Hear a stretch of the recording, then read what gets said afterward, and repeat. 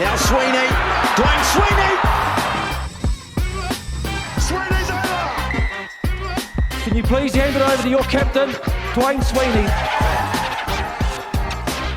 Welcome to Real Tales with Sweens, proudly brought to you by Fin Chaser Boats. This episode, I sit down with Luke Davis to discuss all things marlin fishing. We get a real insight into Luke's journey from taking 4 years to catch his first marlin to now being one of New Zealand's most consistent marlin fishermen. We cover a range of topics from Luke's introduction into light gauge hooks and then to him becoming a part of the development of the hook that so many of us use today. We also discuss the phenomenal fishing location that is the Whanganella Banks, the magical spot that is Hokianga, catching marlin without a hook, and so much more. And as you can imagine, it's full of tips, tricks, and all the secrets. As always, the show notes will be available on the Real Tales with Sweens Instagram and Facebook pages, as well as the website realtaleswithsweens.com. Good George have a 15% discount available for all you listeners. Just use the discount code REALTALES before checking out of their online store. The link for their store is also available on the realtaleswithsweens.com homepage. Lastly, a special thank you to Luke for coming on and sharing your tale with us. I really enjoyed this one, team, so join me as we get to know Luke Davis and discuss all things marlin fishing. Enjoy the podcast. But you tell me what you want to do to start, and I reckon I can take it from tell there. some fishing stories. I can tell cool. a bit of stuff. Oh, yeah. Oh, man. I'm just sitting down here with Luke Davis, so thank you very much, Luke, for inviting me into the shed. The shed, yeah. Far out. It's amazing what $1 million can get you in Auckland. So it's big, man. Yeah, it is big. You can nearly touch both walls. When you stretch out. Yeah, and speaking of walls, I'm sure these ones could tell some great stories of all the prep work that's gone in here, the nights pulling your hair out, the nights celebrating, and everything else in between, I'd imagine. So, obviously this podcast, we could go in about 80 different directions. So I'm pretty excited to sit down with you. So thanks. Talk about some marlin fishing. Yeah. We have to talk about marlin fishing. Yep, that's good. It is marlin season. It is. Some marlin around. There is a few around. It's slowed down a little bit. But you caught one the other day. I did. Tuesday. Fluked one. Ran one over. Just one? Just one, yeah. One from one. One from one. One from one. It was better than my 0 from 5 to start the season. Yeah. Yeah, it can humble you. Start questioning everything that you're doing very quickly. Lures, hook, like the strength in the clip, the strength on the reel. Yeah. Everything can get questioned real quickly. Yeah. It's and that's been a interesting process for me and going through that. And I haven't changed it in like 5 years. So I'm pretty proud of my mental stability to be able to just stay true. Some days I'm like, fuck, I should change it all. But I'll be honest, I reckon 90% of marlin fishing is confidence, eh? Especially after talking with Bonzo, you fish with some of the good boys, the good guys, and they're just so confident. They never question, well, they are probably questioning in their head, but I feel like they're always the confidence. They just know everything's good. Focus more on finding the marlin. Yeah. Stop worrying about... The energy's not elsewhere. Yeah, the energy's not thinking, oh, that lure's wrong, this is wrong, that's wrong. They're all, it's... Once you're comfortable with what you're... when you're real confident in your spread, and you're I'm going to raise something, now you just spend your whole day trying to find marlin. Yeah. Which is probably far more important than how your lure looks. Yeah. Because at the end of the day, your lure don't really raise them. It's going to get the bite from them. But your boat's probably going to raise it because it's making the noise. So it's it probably makes no difference. It's probably way more important trying to find one. If you keep putting your boat over more marlin, you're going to get more bites. Yeah. And so I think that confidence can make such a big difference in marlin fishing. Yeah. Guys who are confident.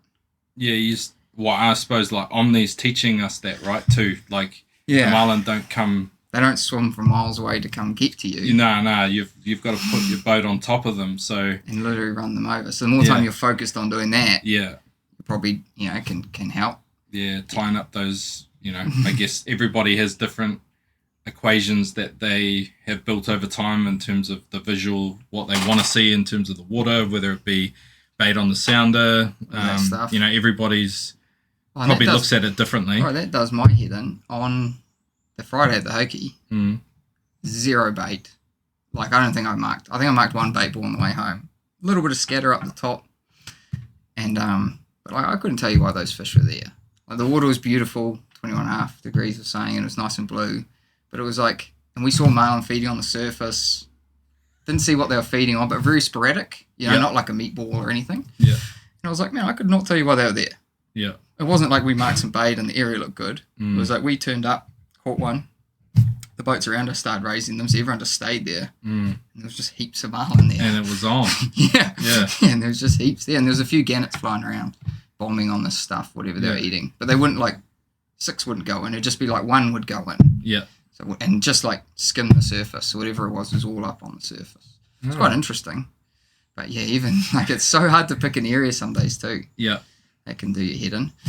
But those are the days that I struggle with the most. Like, when if I have a day where, like, obviously that's different because you've caught a fish and you've seen fish getting caught, so you're like, okay, there's fish happy, here, so pretty happy to stay in the general area. But if you get there and the water looks like that and nothing happens, you're never going to stay. Nah. So it's like, and then you search around for the next spot and you're like, okay, as you leave, the boats then hook up behind you and you're like, what? Yeah, why are they there? Yeah, and then you get in the end of the day and you just feel like you've just marlin fishing will make you question your life 100 times. Yeah, you kind of you've done a tour of the ocean, a little bit of sightseeing on the way. But yeah, tonight I definitely wouldn't mind talking a little bit about the light gauge. Obviously, both of us fish it. Yes, it's been a big part of my fishing. Got to give it a little. But it's not where you started. It is definitely not where I started, Sweens. I had a bit of an interesting one coming into marlin fishing. Yeah. Where, my dad got one. Like, my dad wasn't marlin fishing before I was. We kind of both got into it at the same time, and this guy was teaching us how to do it. And it took me 4.5 years to catch marlin on our own boat, which is quite a long time for, like, some of the new people now that we set up with light gauge that come into Yeehaw. It's like the 4th trip. Yeah. And then they catch one, Like, we made it so easy. And so the road to get there was not an easy one. It was like, I did the multi-day seminars, watched every video on YouTube, probably took way too many bits of advice from 10 different people and not one thing. Yeah. If that makes sense, took too many bits of information from too many people. So you're doing, like, touches of everything. Yeah, taking one guy's hook rig, how one guy sets up his outrigger, because I like that better, taking my mate's advice on the drag setting instead of doing, like, one set style of fishing. Yeah. And so all this kind of stems from starting at Yeehaw. So I'll take you for the full journey if you want. Oh, yeah, I'm in. So a long time ago, before I caught a marlin, I met a guy called Neil on the Destiny, and he's probably a very big part to play in this whole scenario as well. And how I met that guy is a funny story where I couldn't catch a marlin. My mum actually walked into his shop. He sells precious gems. It's a shop called Crystal Light. He imports and sells precious gems. My mum walked into a shop and he's like, can I help you with anything? She's like, no, I've got everything I need. And she goes, but you wouldn't happen to have a crystal to help my son catch a marlin? And he said, no, but I have a big boat that I can take him marlin fishing on. Yeah. And she was like, that'd be great.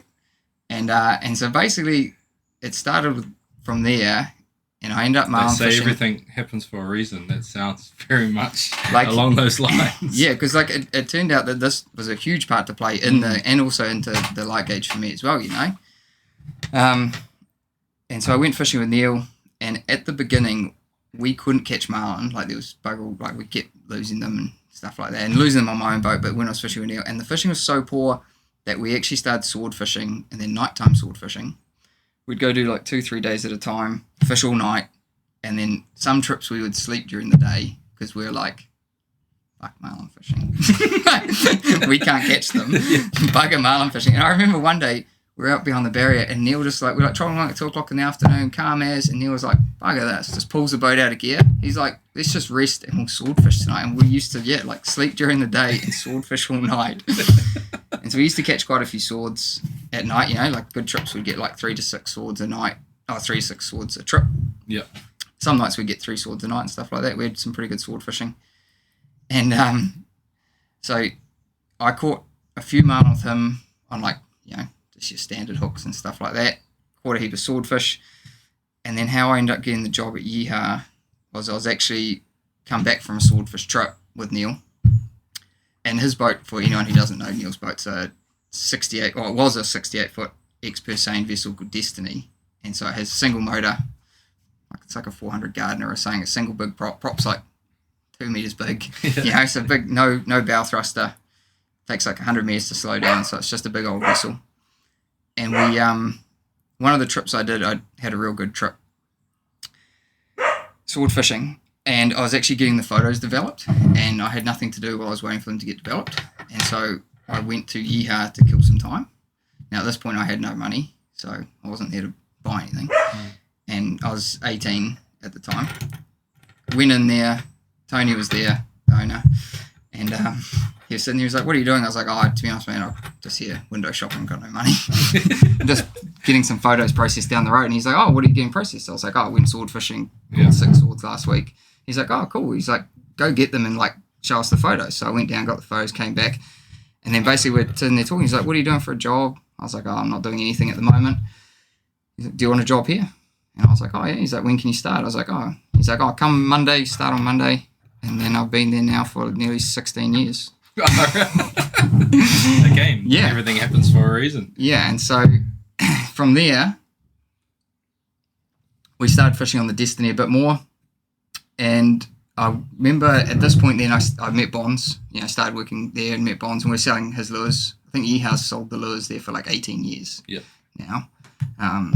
And caught my first marlin during this period on just a standard 10-0, double 10-0 rig. Caught a few marlin, standard rigs. And then we're going on a trip, and before the trip, I met up with Bonds to pick up some gear for the shop. He was going somewhere, so he was dropping some gear off the shop. And he comes up to me and he like shows me these little saltwater fly hooks, double hook rigs, and he's like, "We're going to start catching marlin on these."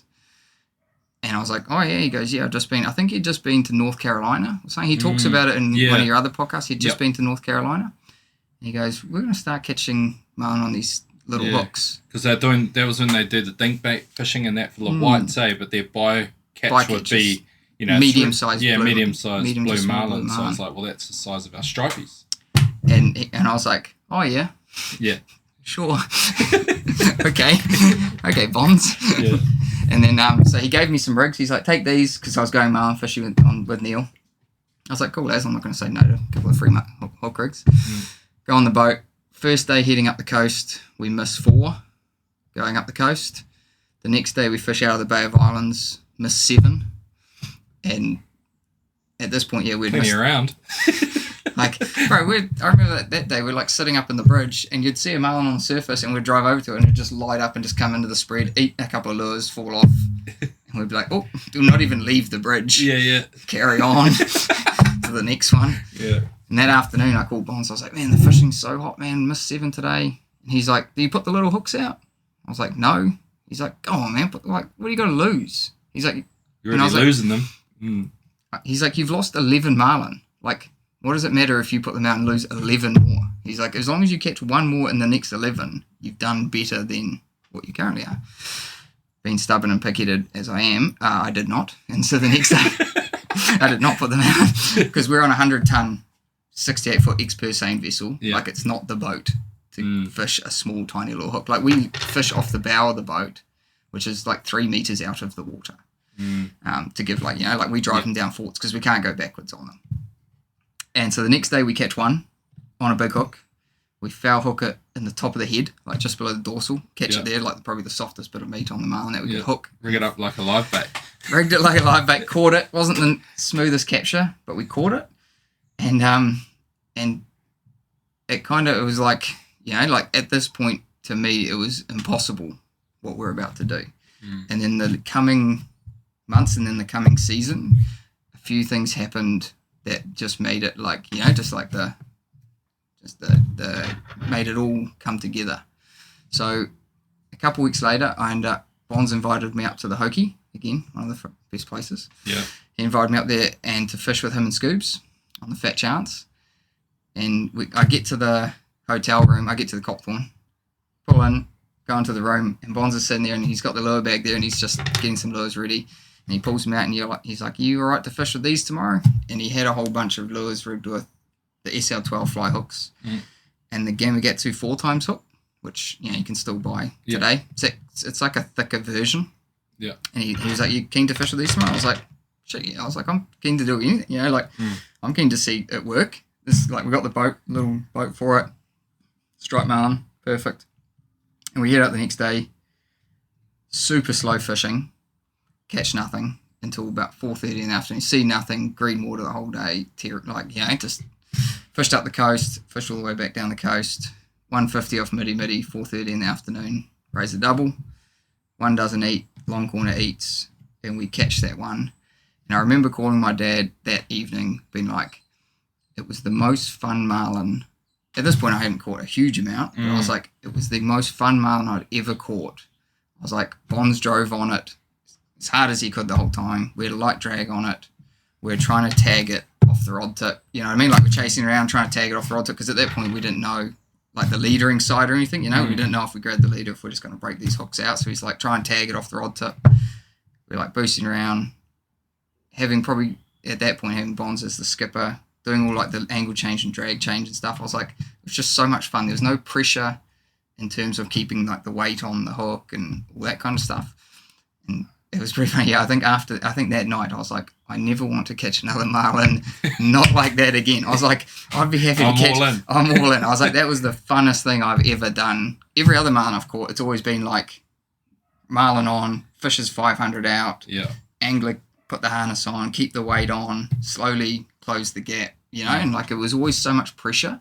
Like I don't know, I always felt that there was like, there's always so much pressure for everyone for it not to fall off. Yeah. Where for us, we were in no fear of it falling off. We were worried about it, like the hook breaking, but we had no, the fear of losing the fish wasn't there because we're like, that little hook's got to be jammed on it somewhere. We're not worried about it falling off. We just want to try and get to him and catch him before it breaks. Yeah. Very different gave like a very different mindset to it. And then the next day, we go fishing again, but we go sword fishing, and we went sword fishing because the marlin fishing was so poor. There was a couple of boats out that day as well for nothing. And so we go marlin fishing the next day.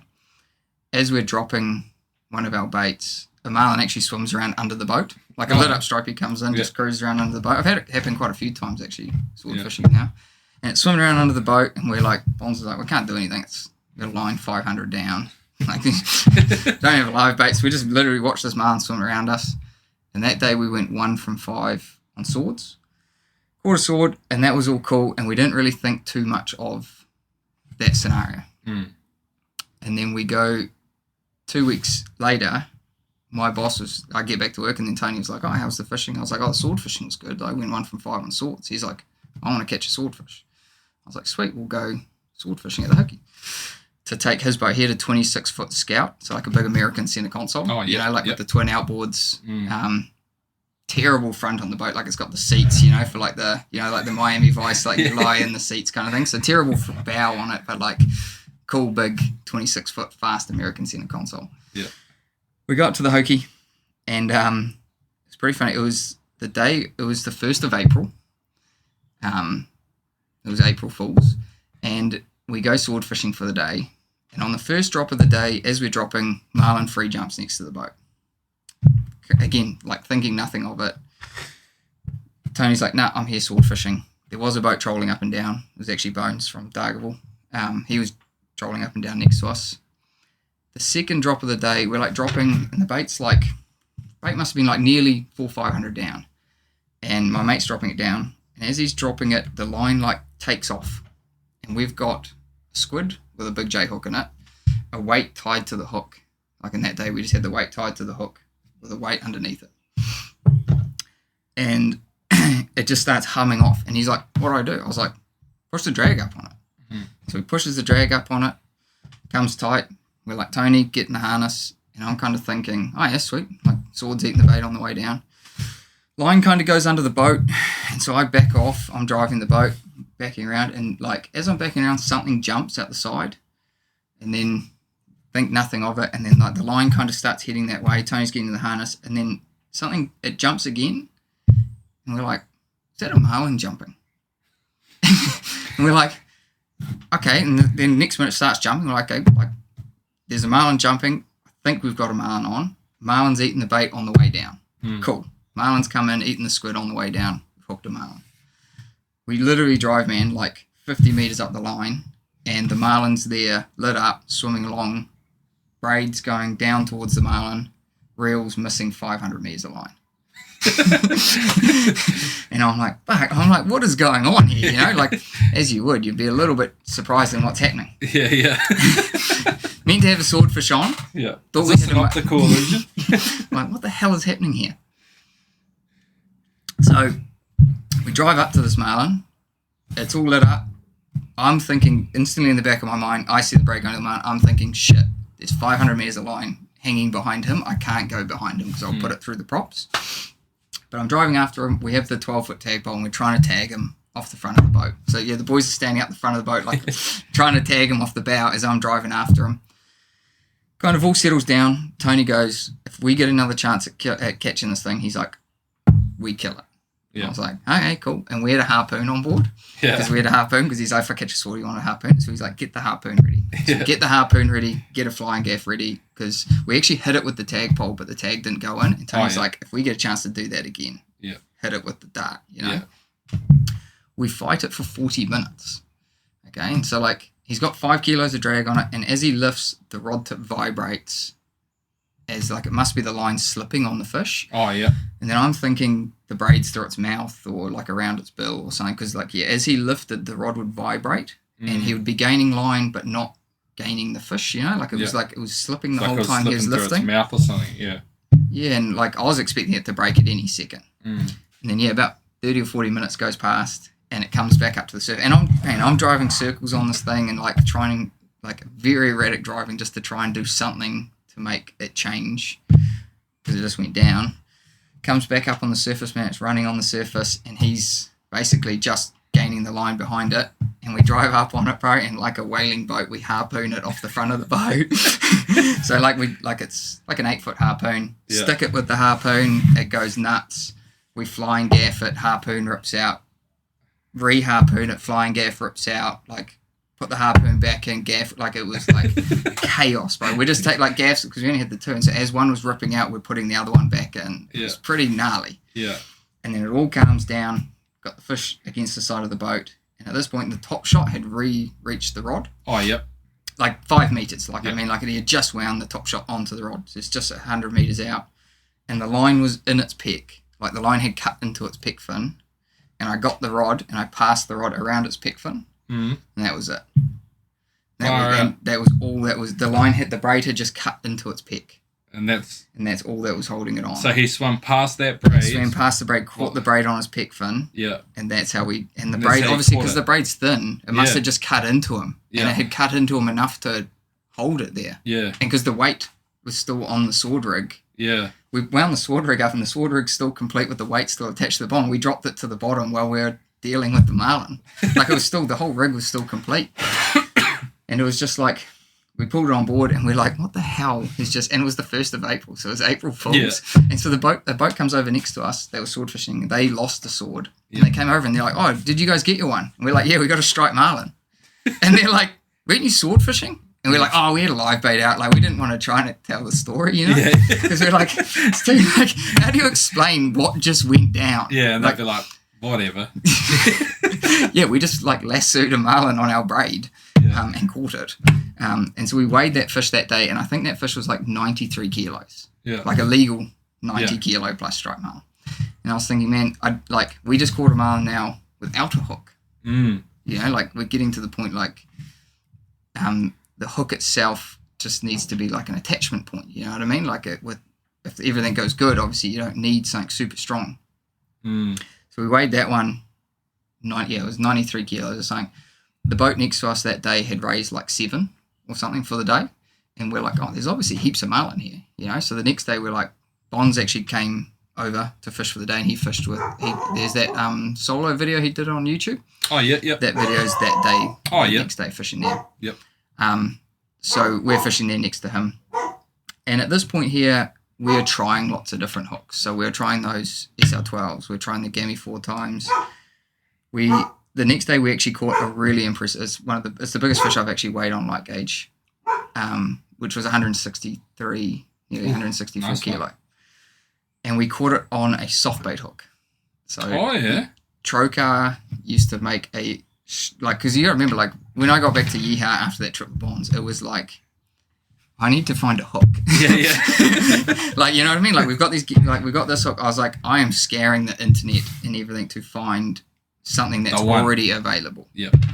And Trocar made like a straight eye inline hook with a hook keeper on it for soft baiting, and we used to melt the hook keeper off and then make the rig with it. You know what I mean? Like we ran everything. Bonds had a stainless version at this point that he was test running, which he caught a fish on that day.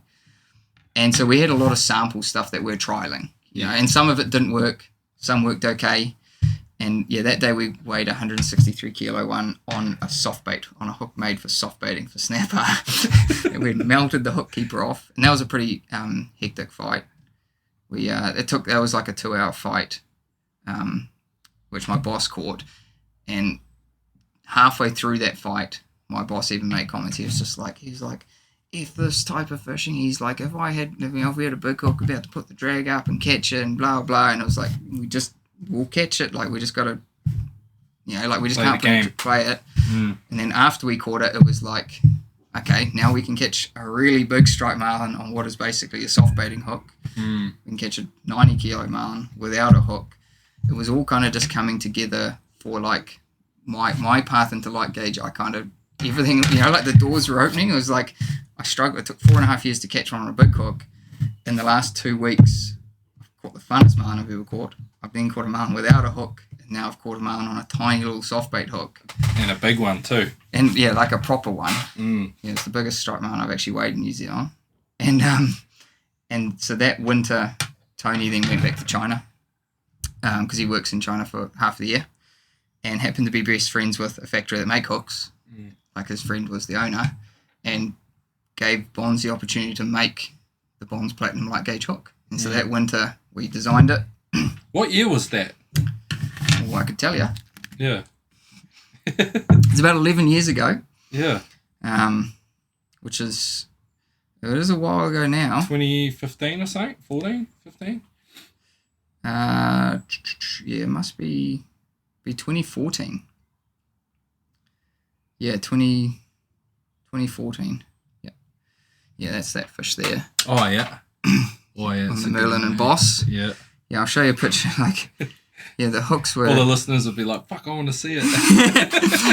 Yeah, like that's the hook there. Oh, yeah. Like it's half the gauge. Oh, yeah. It's half the gauge tiny. of the Platinum light gauge we fished today. Yeah. Like it is a tiny... If anyone knows what the Trocar soft bait hooks are, it is a tiny hook. By no means is it a big hook, you know? Yeah. And so that winter... Like, bro, I was getting, after that, there was actually a real hot bite out of Whanganella, and we're trying to find hooks that would work for us. And I was getting snapper hooks, you know, like your standard 10-burrow octopus hook comes with an offset and a bent eye. I was heating them up in the vise in the shop, bending the eye straight, bending the offset out. I'd snap like 50% of them doing this, and then which ones didn't snap, I was fishing. Yeah. And we caught some real nice fish on these, basically like a snapper hook. Yeah.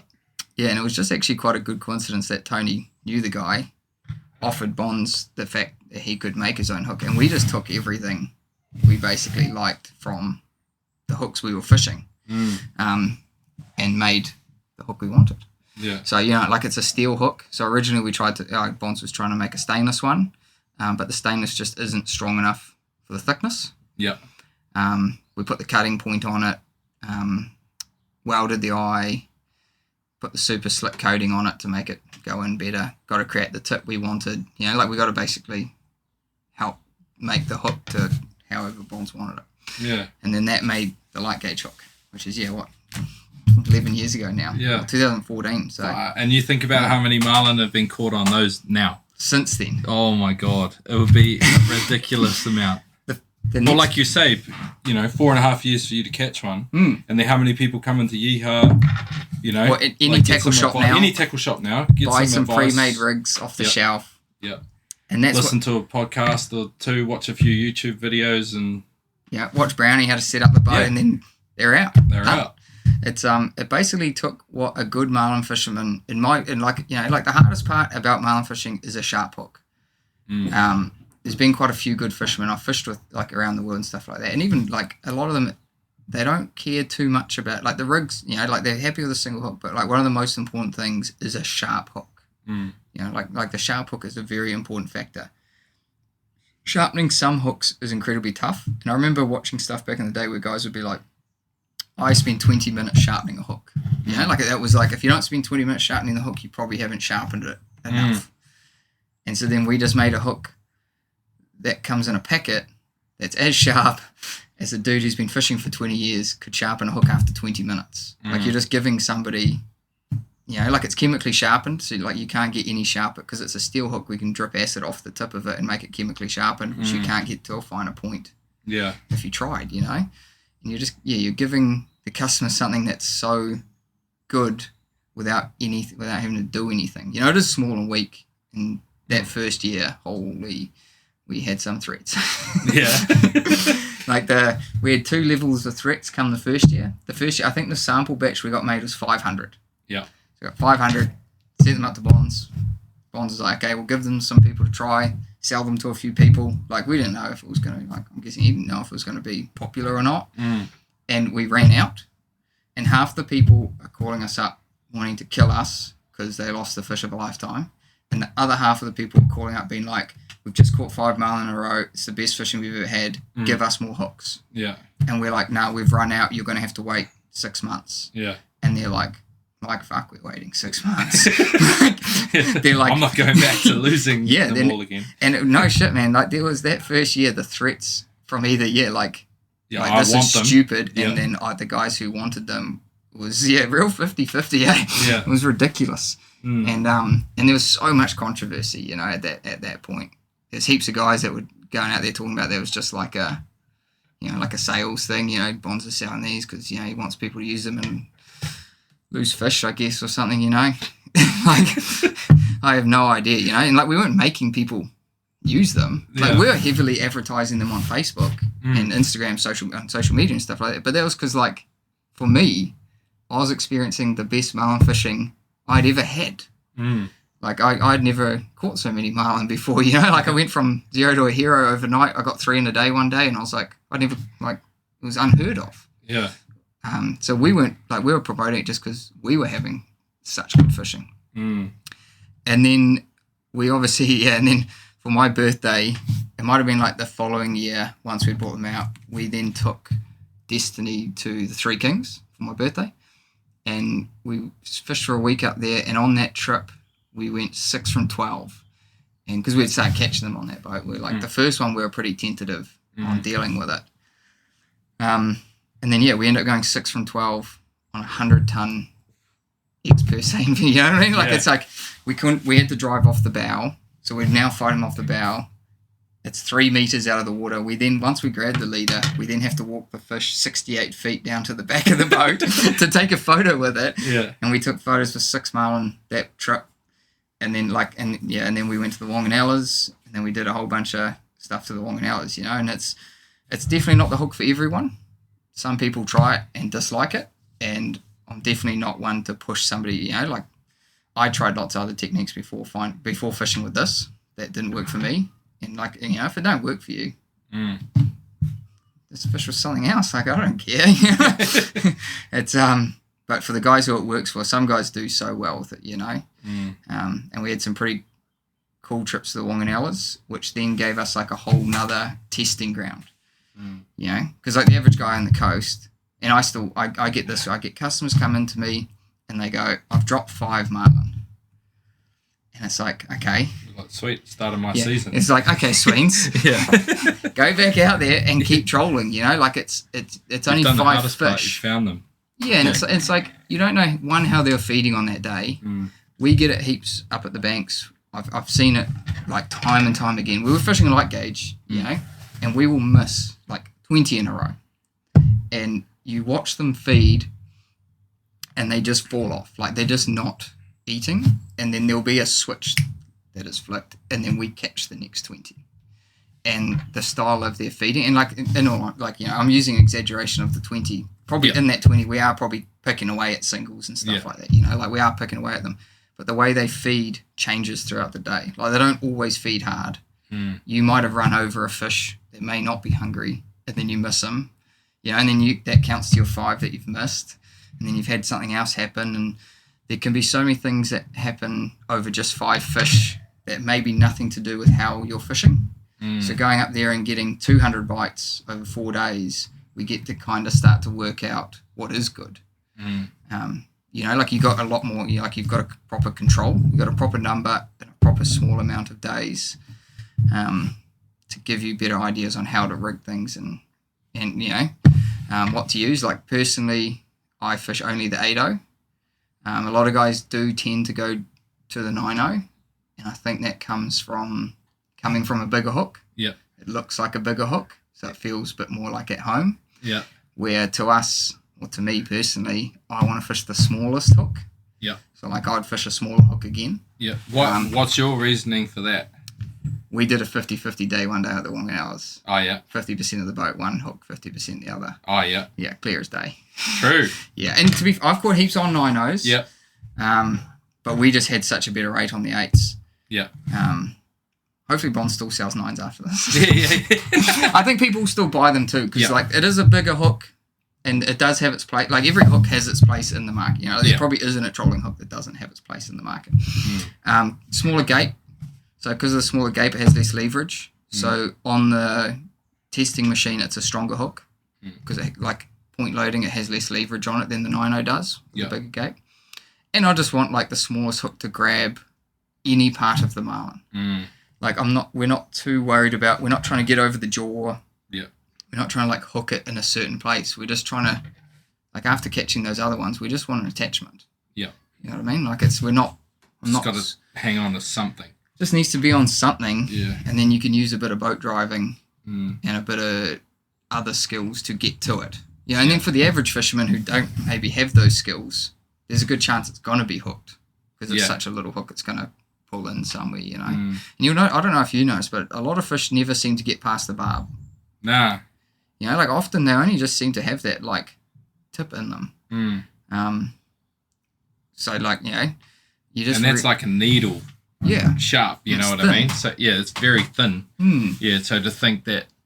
You would think that, well, I can't fucking rig a lure without my fingers bleeding. Yeah.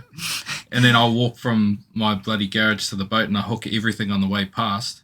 Yeah, if you drag that lure next to your next to your side, it'll hook in the leg 3 times on the way through. Yeah, and then they eat it at 7 knots and fucking... Still miss it. But then again, you put 2 of those in a pilchard and let a snapper eat it and you still miss it. Yeah. It's... You got to be a little bit careful on that hook out rate thing, and I think that's where that confidence comes into it. Once you're happy, once you're happy with what you're doing, like that system of like what you run with the dredge, a teaser, well, you run 2 teasers, but a dredge, a teaser, 1 teaser or 2 teasers, and 4 lures. Like, I can't talk how good that works. Like for everyone that we set up with that, once it's set up right, and it doesn't even like it. I say right, but it's not even that hard to set up. Just making sure the lures are in the right places for the fish to see. Yeah, I think it's a massive one. Like you've got your dredge, like your boat's your main thing that pulls them up. You got to run them over. The boat's gonna the boat's gonna be your first big teaser. Your dredge then needs to be in clear water. So like I'm quite a big advocate of a heavy weight. So like an 8 or a 10 pound to make sure it's below your prop wash. So it's visible. Like if you're only running one. On the big boat. I was actually talking to Hayden about this I think it was last night, about fishing on the trailer boat to launch. Like on their boat, they run 2 dredges. And like in my mind, the one dredge on a trailer boat's fine because they're only 3 meters apart.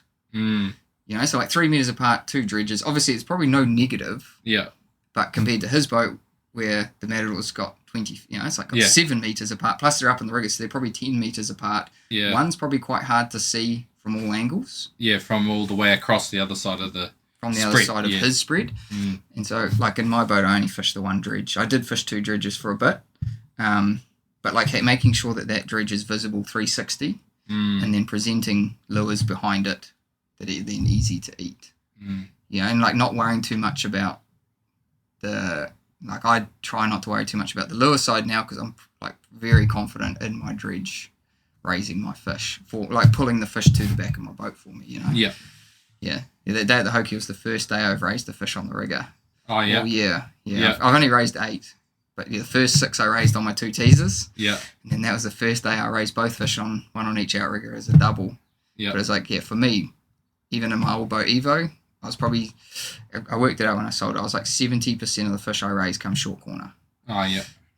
Which it's a lot for like one location in the boat. Yeah, for one simple position. And I what's funny is I listen to heaps of marlin fishing podcasts and stuff because I like fishing. Yeah.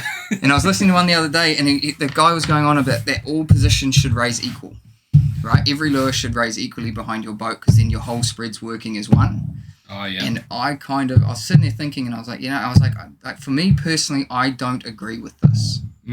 Like, I don't actually agree with that because I want the fish to eat my short corner. Yeah.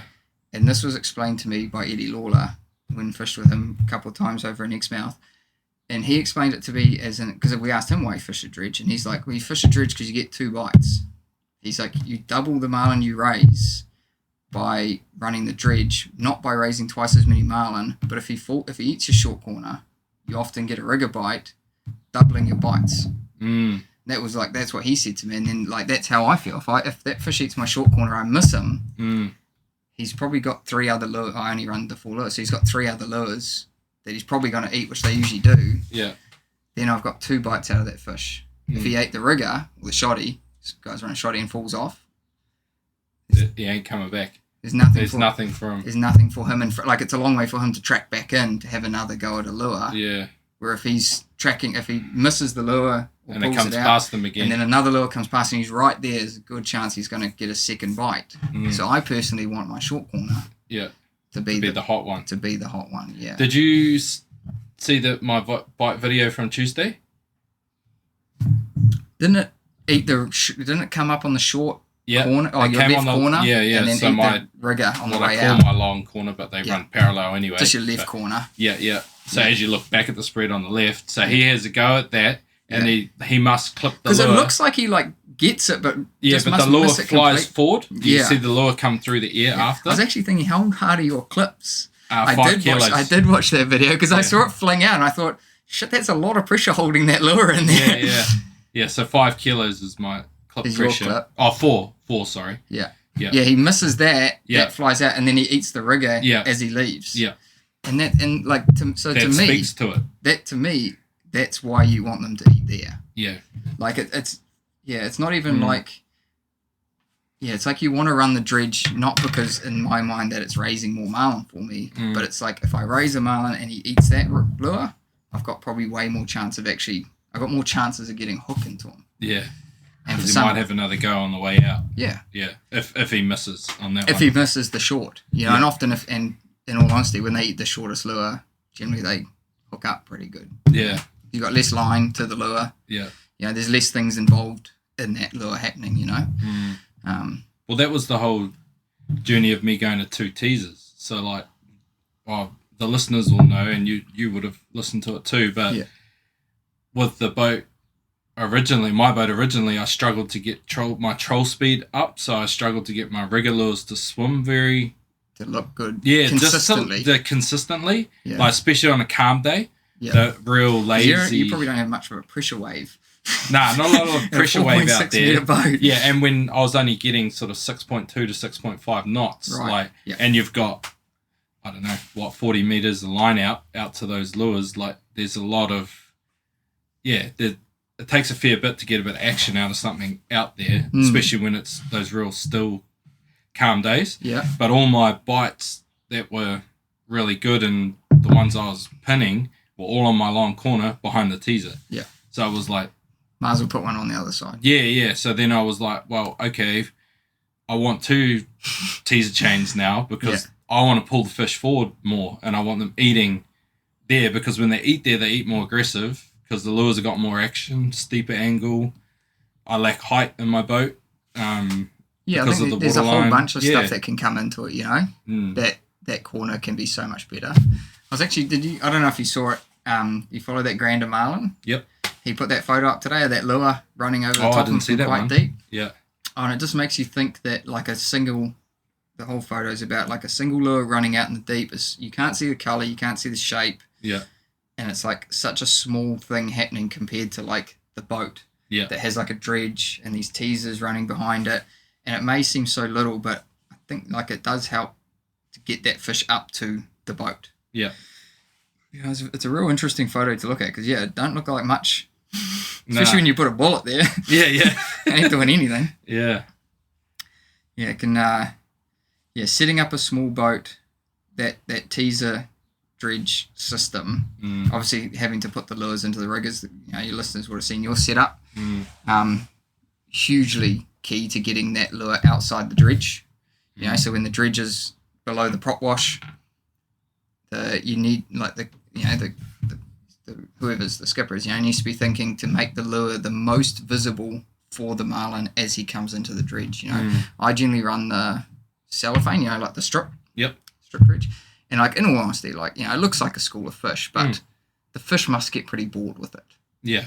Like in overseas where they run the bait dredges, you could see how a fish would get caught up in it for a long time eating it because it obviously tastes good, smells good. Our dredges are pretty boring, and I don't get mine eaten too much.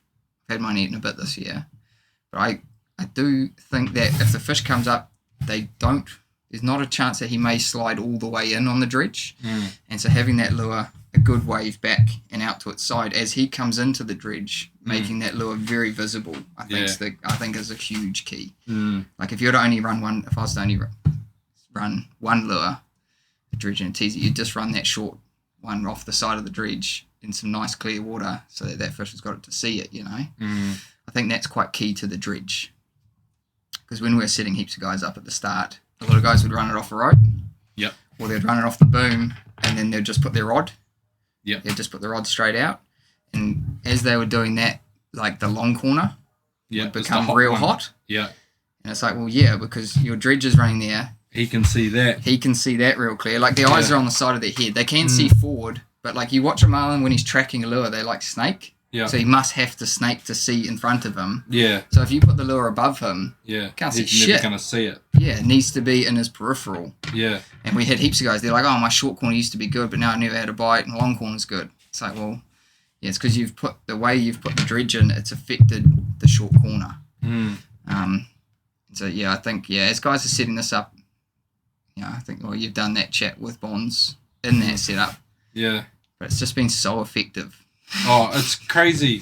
Like, and, like a real simple way of putting it is you get a guy that's fished for X amount of years, right? Like, well, me as an example, like I've fished for, I got into marlin fishing late. I think I caught my first marlin might be like 10 years ago now. Oh, yeah? Yeah. So I see just after light gauge started. Yeah. Caught it on a live bait though. Caught the skippy on a light gauge though. I love live baiting, man. Don't get me started. I love live baiting. Yeah. But then that whole there's a lot of elements to it, right? Like I didn't really understand where to fish and where the fish were. Like I learned a lot across that period of time too, leading up to setting the boat up properly.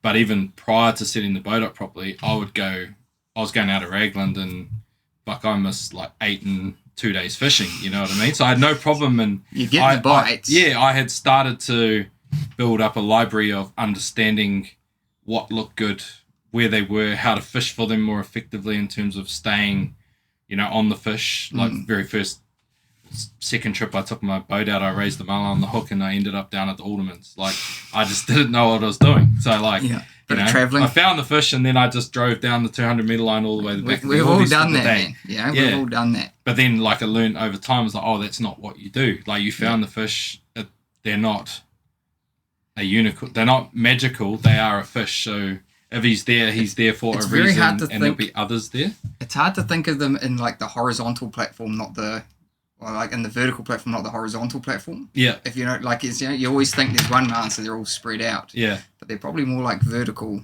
because they Yeah. obviously feed in a vertical motion. Mm. You know, like they cruise and then push bait up to the surface. Yeah. But I think it's hard to get your mind off that you see them on the surface. Yeah. They must just travel Yeah. all the time on the surface, eh? Yeah. It's a mind one until you get it, because it is so boring. Like the other day at the Hokie, like time and time again, you see it, and it's like probably every time you go fishing, you see it.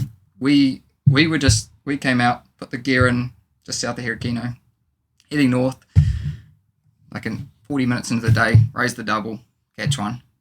Then about 4 hours later, we had like, at one point I would have seen at least 6 marlin out of the water at once, marlin all around the show. And I turned around and looked at my mate, and I was like, you would not believe it.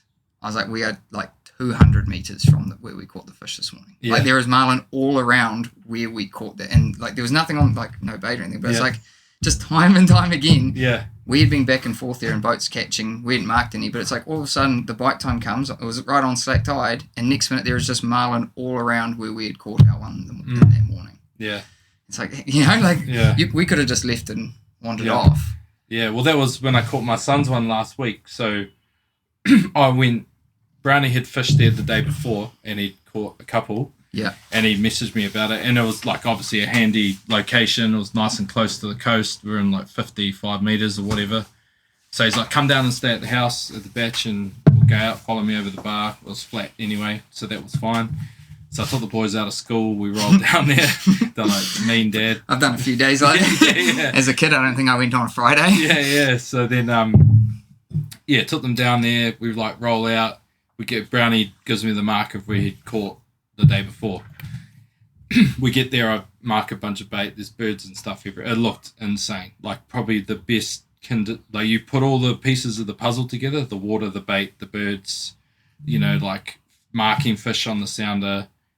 Like I've never ever had a day like it. But we didn't get bit till 3:25. So it was a long day for no action. It's a big mind game there. Yeah, and I just stayed patient. The bait was all there. I was like, everything's here. There's nowhere else we need to be. Like, they're just not biting yet. Brownie had a couple of bites during the day.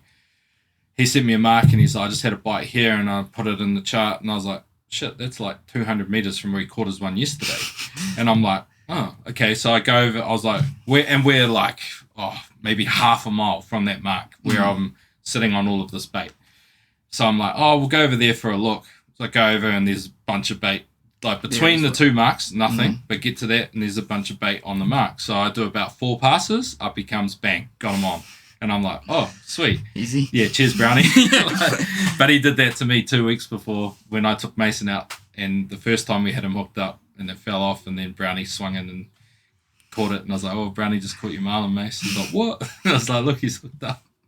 Yes. But yeah, time and time again, and it's hard, man. Like a lot of guys, I suffer from, man. You 5 or 6 hours of sitting in a spot, and you're pretty sure one's there, and it's just like the mind game. Well, the day at Hokie, remember when I was with Jimmy? Oh yeah, and you guys had the 2 right next to us, and we didn't raise one. Nah, but like I literally we did catch one on the way in. The glory run. Yeah, Where does glory run in? Yeah, but like you stayed in the same saw place. how I fished that day. I literally did not move off. There was 2 patches of bait, and I went from one to the other. And one end was a little tiny bit of bait of the run, and the other end was a decent ball of bait, but it was quite deep.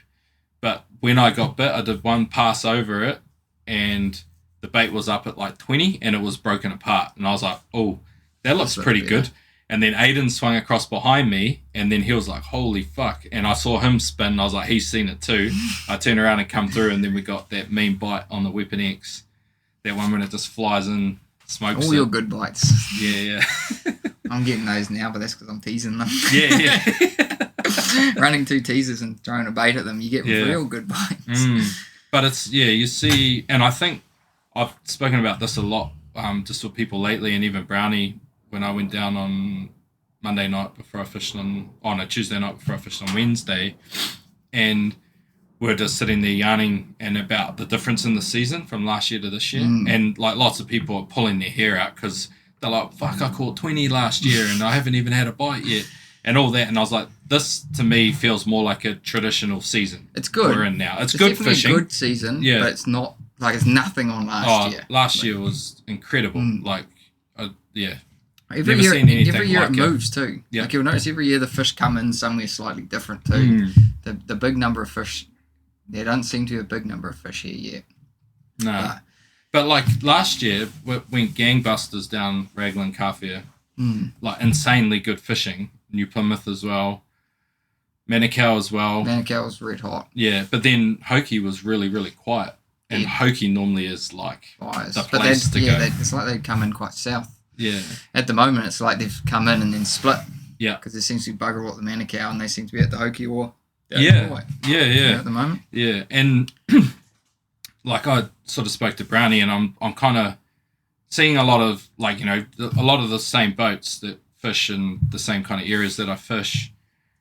And you see them there and their fishing style has completely changed from how they used to be.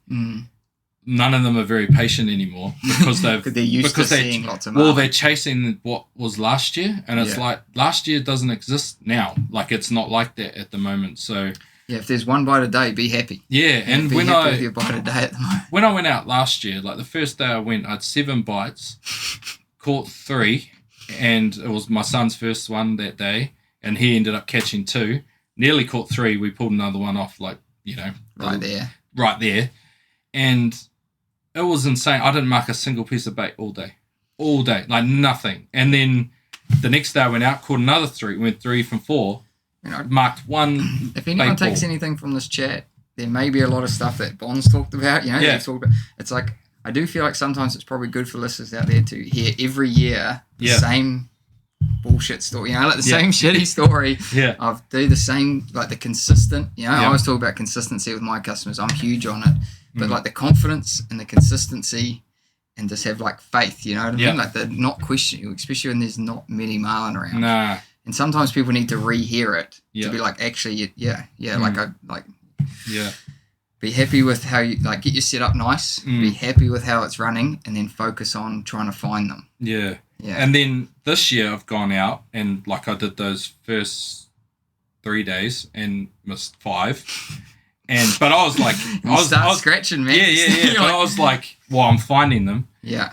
But those 3 days that I did, like I went out into the area that I normally fish, spot I call the run, and I pretty much just run the same line up and down. It's 10 degrees off, pretty much due west, due south, due east, and due north, and I just run up and down. And my long run is basically east to west and west to east, and I kind of vary, you know, the north to south, and I kind of grid out a decent area. It might be 1.5 miles long. And I pretty much hit that spot every single time I go to Raglan. People will see me there all the time, and I just boring, and I just stay there. But normally there's a sort of 3 clumps along that run that the bait will hold for whatever reason. Last year there was no bait there, but the fish were there. Or I wasn't marking the bait. Yeah. This year when I went out, those first 3 days, I was like, holy fuck! Like, we're getting piled on today. Like, this is heaps of bait stacked. And I'd just stay there, and then everyone would come through, and you hear everyone on the radio, and everyone's like full of beans in the morning because it looks amazing. Water's mean, bait's there, gannets are around, they're bombing here and there. And then they get to like mid-morning, you know, or lunchtime or early afternoon. I was like, nah, it's dead. Like, you know, nothing here, like whatever. And then all of a sudden, boats are dispersed, no one's around. Bang, there he is. Get a bite. They're like, here's one on the teaser. You know, falls off. And then such a marlin fishing, make you go mad. Yeah. But again, like having confidence in your boat, what you do. You're going to raise one. Yeah. And for me, like, the big thing I've learned in the last probably 6 years maybe or something is the consistency factor. And taking, like, I think too many people change too quickly what they're doing. And so they don't have the control. They don't have a control on figuring out what they're doing wrong. You know, so like if all your rods are like, the worst one is that if a customer has like 5 different, this sounds like a sales pitch, you know, but it's something that I do, like it's like you have 5 different rods with 5 different line classes. Sometimes some guys have like 24 and 37. They got different reels and they get different bites on different rods on different days. So there's different effects happening on all situations. They have like multiple different hook rigs. They have like a double hook in that one and a single hook in that one. And so they lose all control of figuring out why they're losing them. And so they're like, oh, I missed a couple on this hook rig. I'm going to switch everything to this. Bin that one out. Yeah. Bin that. Like, they catch one on this. They Like, they're all that now. Or I asked them, like, how much pressure do you have in your outrigger clip? Don't know. Do you run a rubber band or a Dacron loop? And, like, I'm a big fan of the Dacron loop for the consistency. Like, your clip's always the same. And it's like you're trying to take all the factors out that you can't control. To try, like, you want to try and control everything you can, and then you can be like, okay, cool. Now I've missed 10. Nothing is like everything's been the same. Now we can change something to try and figure out what's wrong. Like it's that one to me is a real big one, big sales pitch. Yeah. But like because it's like you're trying to from good skippers I know, they all like to be fair between Bonds, Eddie, and John Gregory. They all, like, there is some very similarities in what all three of those fishermen do. And even, like, Hayden, like, all very good skippers. And they all do the same shit day in, day out. Like, you go on their boat and everything's the same. Every lure goes in, like, the rod goes in the same place. And they're very keyed into, like, consistency.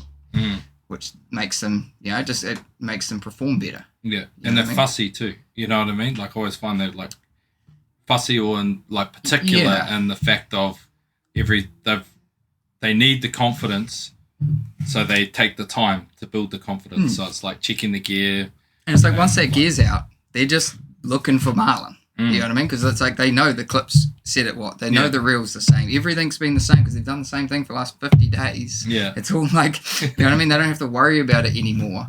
And I think people chase their tails a lot, trying to find out what's wrong, where there's probably nothing wrong. They're just doing so many things at once.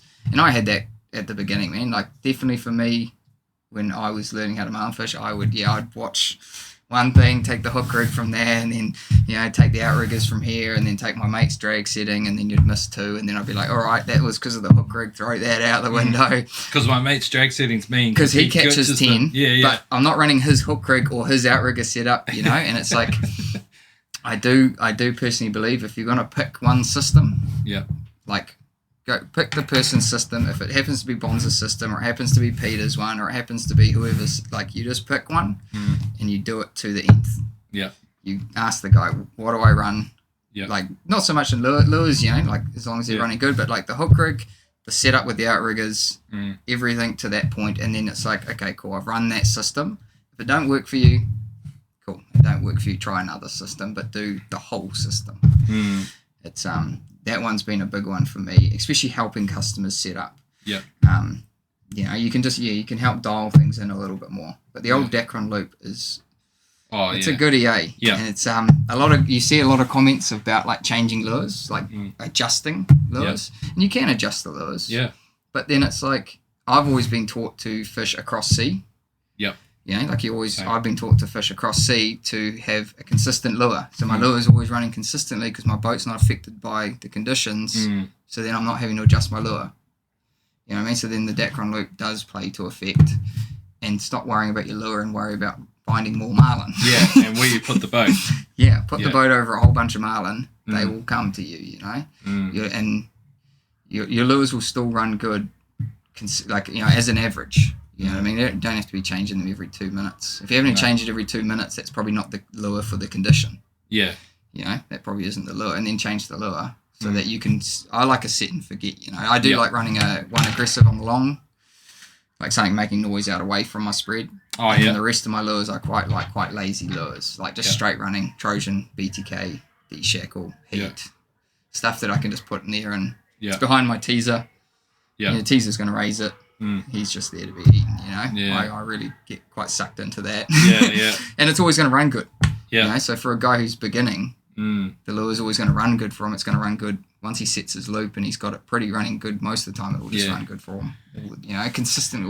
Like it might not be the best lure, but it will be always consistent for him. Because I've been running the El Matador on the long rigger. Keep talking about it, eh? I need to run one. I don't own one yet. Oh, you don't own one yet? I don't own one. Yeah, but I've been running on the long rigger, and look around, Sweens. There's boxes and boxes. Yeah, I know, but you don't have one of those. It's hard to keep buying more lures. You know what I mean? Like, how many lures do I need to buy?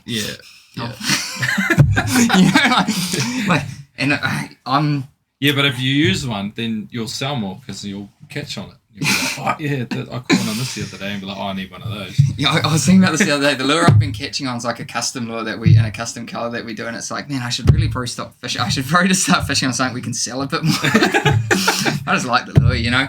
I love lures. I buy lures. Oh, yeah. I do just have boxes of lures everywhere. Yeah. I'm the same. Yeah. But yeah, I remember last year, like, I've never run an aggressive lure out long generally. Right. Like, I'm normally like a heat. Too small lure, a weapon and a heat. Yeah, like a weapon with the bird, something like that. And especially on a calm day, like I run my Weapon X, pretty much lives on my short rigger now. Every now and then I'll put the crack in there, but most of the time it's the Weapon X. There. I like the idea of my teasers are active, so I put 2 straights, yeah, and then I generally run my long rigger, like quite long, like real long, like what a shotgun would be. So it's far enough out of my spread that it's not like he's on his own. Yeah. So he's making noise out there on his own. That's how I've been doing it. Yeah. I definitely, some days I do good. Yeah. Don't do good every day. So yeah. It's not gospel. You are human. That's how I see my spread. Yeah. You know what I mean? So it's like I'm trying to, when I set up a spread, I'm always trying to make them work together. Yeah. I'm guessing same as you. You're always thinking, if I put one here, how is it going to affect the lure on the other side? Yeah, because what I've sort of learnt over the last couple of years and done, so especially since the weapon and the Weapon bullets. X and that bullet styles come in and I've started using them, is on a calm day I always run bullets in my riggers. Oh, yeah? Because I don't want to fight to create action. But You've already got enough action. Yeah, I've got enough action up front, so out the back it's like, and I guess on a rough day, they can get sort of taken it. Like when we're stick baiting for kingies? Yep. So, like, obviously all other fishing, they're all just fish. And it's real interesting. I have seen, like, when it's rough, when we've got rough currenty water for kingies, I do really like swimming poppers. Oh, yeah.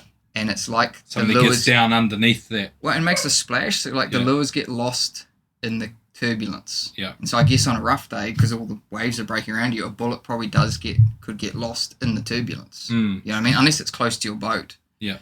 It could get lost out there, which I can then understand why you'd want to put some more action out there on the rough. We're in a calm day.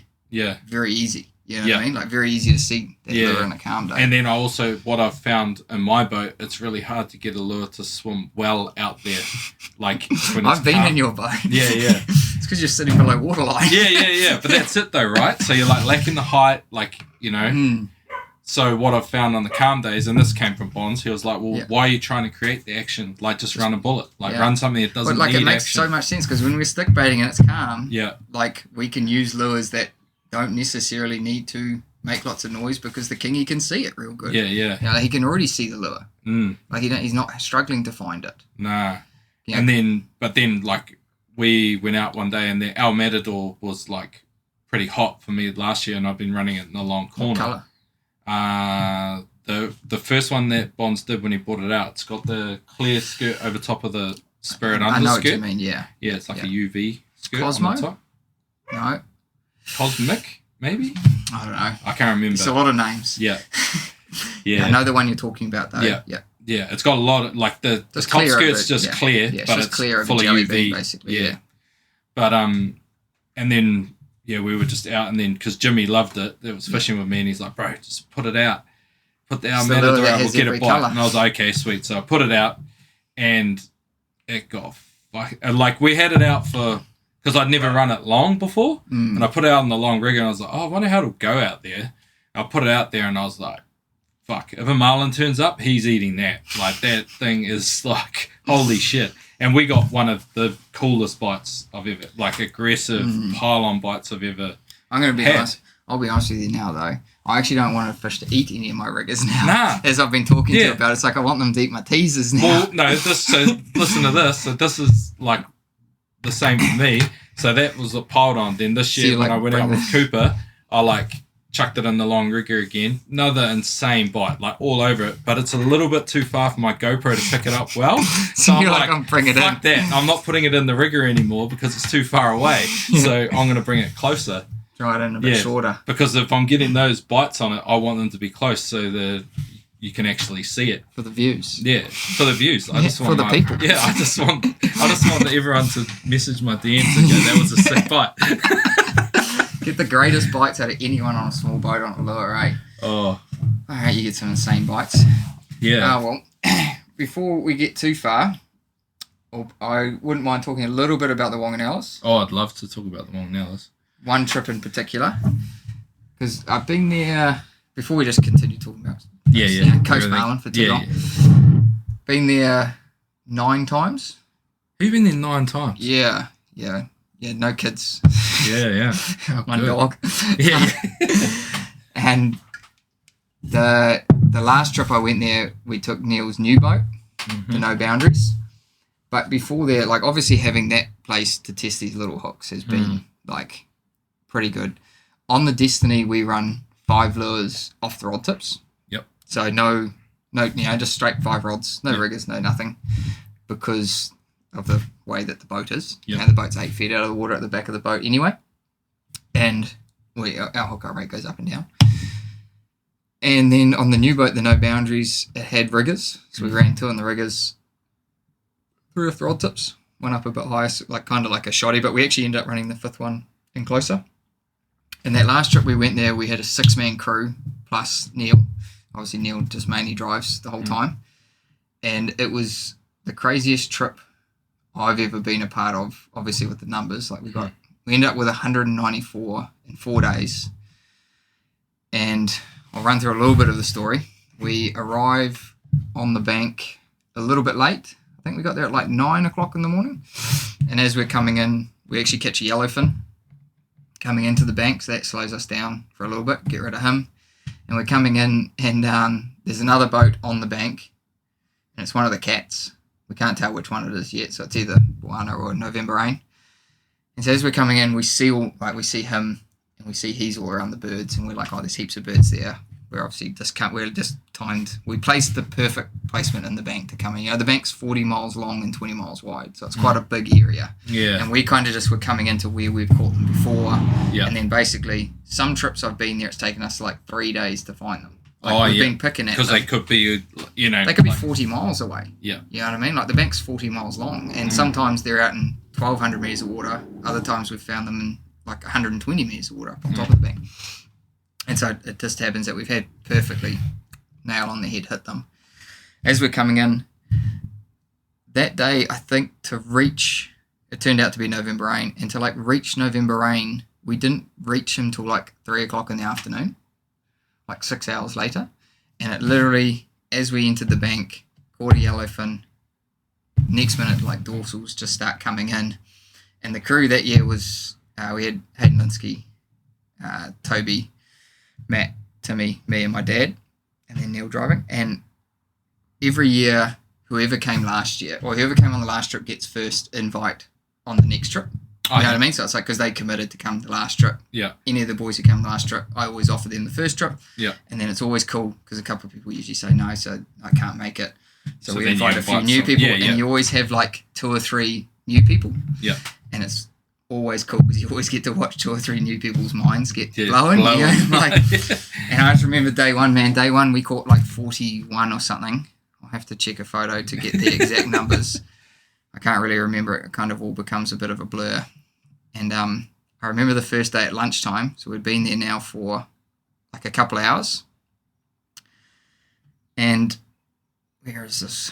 I better make sure everything's right that I say. Yeah, we caught 41 for the day. And I remember at lunchtime, it's like 12:30 or something like that, Hayden comes up to me and he goes, we caught 21 in 3 hours, basically in 3 hours. And he's like, is this normal? And I was like, bro, we catch 20 a day. Yeah. Like, this is fucked. I was like, I've never seen anything like this. Like, we are just getting piled on. And it's like, by the end of that day, we'd caught 41. We wake 41. up. Yeah. So, That's and like, insane. right, so the first trip we ever went there, we caught 33 in 4.5 days. Yeah. So like, like our first trip, the very first time we went there, we caught only just over 30 in nearly 4.5 days. So like we'd now caught 41 for day one. We're like, what is going on? This is the greatest fishing I've ever seen in my life.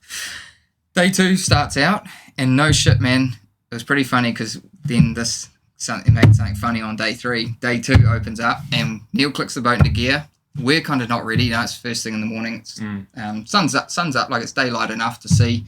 one of the boys puts a lure out and he starts getting up to speed, and no shit, like one lure out, dorsal in, eats one lure. Yeah. Hooked up. Not enough time for anyone else to get another lure out. We then finished that day on 45 for the day. And again, we're just like, you think you just going to have a mean day and then it will get worse.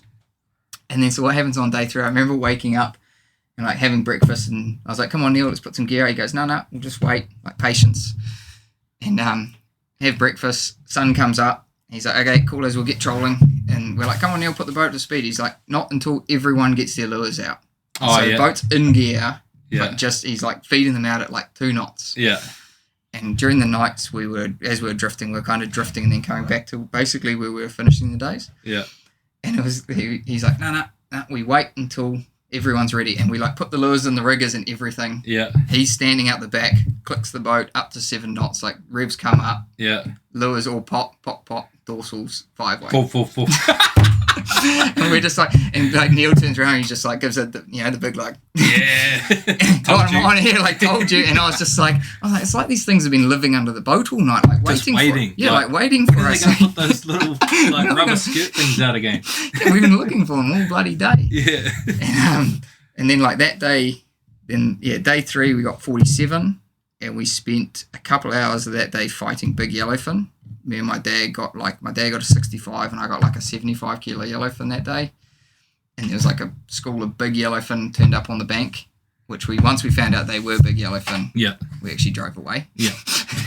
Because we saw some birds and they were moving quick. Yeah. And we're like, just in case, we'll go check them out. And as we went through, a whole bunch of big yellowfin piled on. So, okay, cool. Go back to where the marlin were. And this is all on light gauge. So we're all fishing little hooks. We're fishing 6 rods with basically 6 anglers. And what a lot of people, like obviously this is not a recommended situation, but we generally fight our fish on 7 kilo and then go to 11 to like gain line. Yeah. When I got back to Yeehaw after the trip, before I go on the trip, I take everyone, I usually get everyone to bring their own reel, and then we take some spares. And I de-spool all their reels and put 200 meters of a different colored hollow under everyone's reels, so that we all know when you've got 200 left. Because if you've got 6 on, like it's hard to like the boys panic sometimes a bit quickly if you get a bit of line out. Yeah. And when I got back to Yeehaw, I have to take all that off. Yeah. Because it's like they're not fishing at the Whanganellas anymore, so I'll just put their braid back to how it was. Once that top braid's gone and you're down to the last 200, the drag is 50%. The 7 kilos was 14 kilos. So I'm just putting, like, I just put a loop in the end of the line, pulled it, 7 kilo off the reel, just straight off the reel, took the line off, put the reel back in the machine, put a loop, and the drag is 14 kilos. On that last 200? On the last 200. Yeah. And when we're on these 5 and 6 ways, everybody is on their last 200. Yeah. Like, I had one when we were on a 6-way, and Timmy hates me for this. And we're all 6 hooked up, and Neil was busy doing something, and one fish, a leader pops up, and I had like 800 out. I had so much out because I was the first one to hook up. So I put my rod in the holder and just like sat it there, and went and leaded Timmy's fish and got it for him. De-hooked and shit like that, and I was like, Timmy, grab the rod. He's like, no. And I was like, what? And it spooled him to 1,000 meters on the knot, and then he wound it all the way back and caught it. And I was like, I just walked off because there's like a fish up on the bow or something. So I just like walked off. I was like, I'm not winding that one back in. But it's like, once you realize how much pressure we're putting on those things up there, and like obviously we don't have the fear of losing them. Nah, because it's like, well, get some more, and we do break them. Like it's like, don't get me wrong, we are breaking and bending them, but we did on that trip there. We landed 2 6-ways on the trip, but it does give you a lot of faith in how strong they are once the fish settles. Yeah, you know, from the drag and pressure that was already on the hook. And then day 4 was the craziest day I've ever experienced on the bank, where like we've always gone there to try and catch 100. That's always been the number. Yeah, the number was 100, you know, and I've only actually been on the boat once when we've hit 100. At this point here, what are we at, like 140 or something? You know, like we're already well past the number that we've always been for, and now we're just like fishing for fun. Like, and I remember on the last day we caught I think we'd caught 26 by like 1 o'clock, and everyone was like content. We'd caught over 150. Everyone was pretty happy, and we'd gone around this one meatball. We'd caught 8 marlin off this one meatball, and the last time we went around it, we only raised one marlin hooked up, so we didn't go and we like nothing else came in. Stopped the boat, meatball's only right there next to us, and we catch this marlin, and as we're catching it, Timmy goes, "Can I go swimming with them?"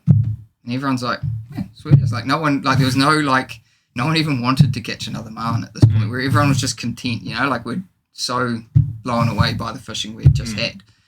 So we're like, yes, sweet as. So we backed up to this meatball, and for the next 30 minutes, we took turns swimming with the meatball, and this meatball we'd caught 8 off already, plus we'd missed, like, you think for us to catch 8, like, we've missed that many as well, at least, you know what I mean? Like, they're coming in packs, Yeah.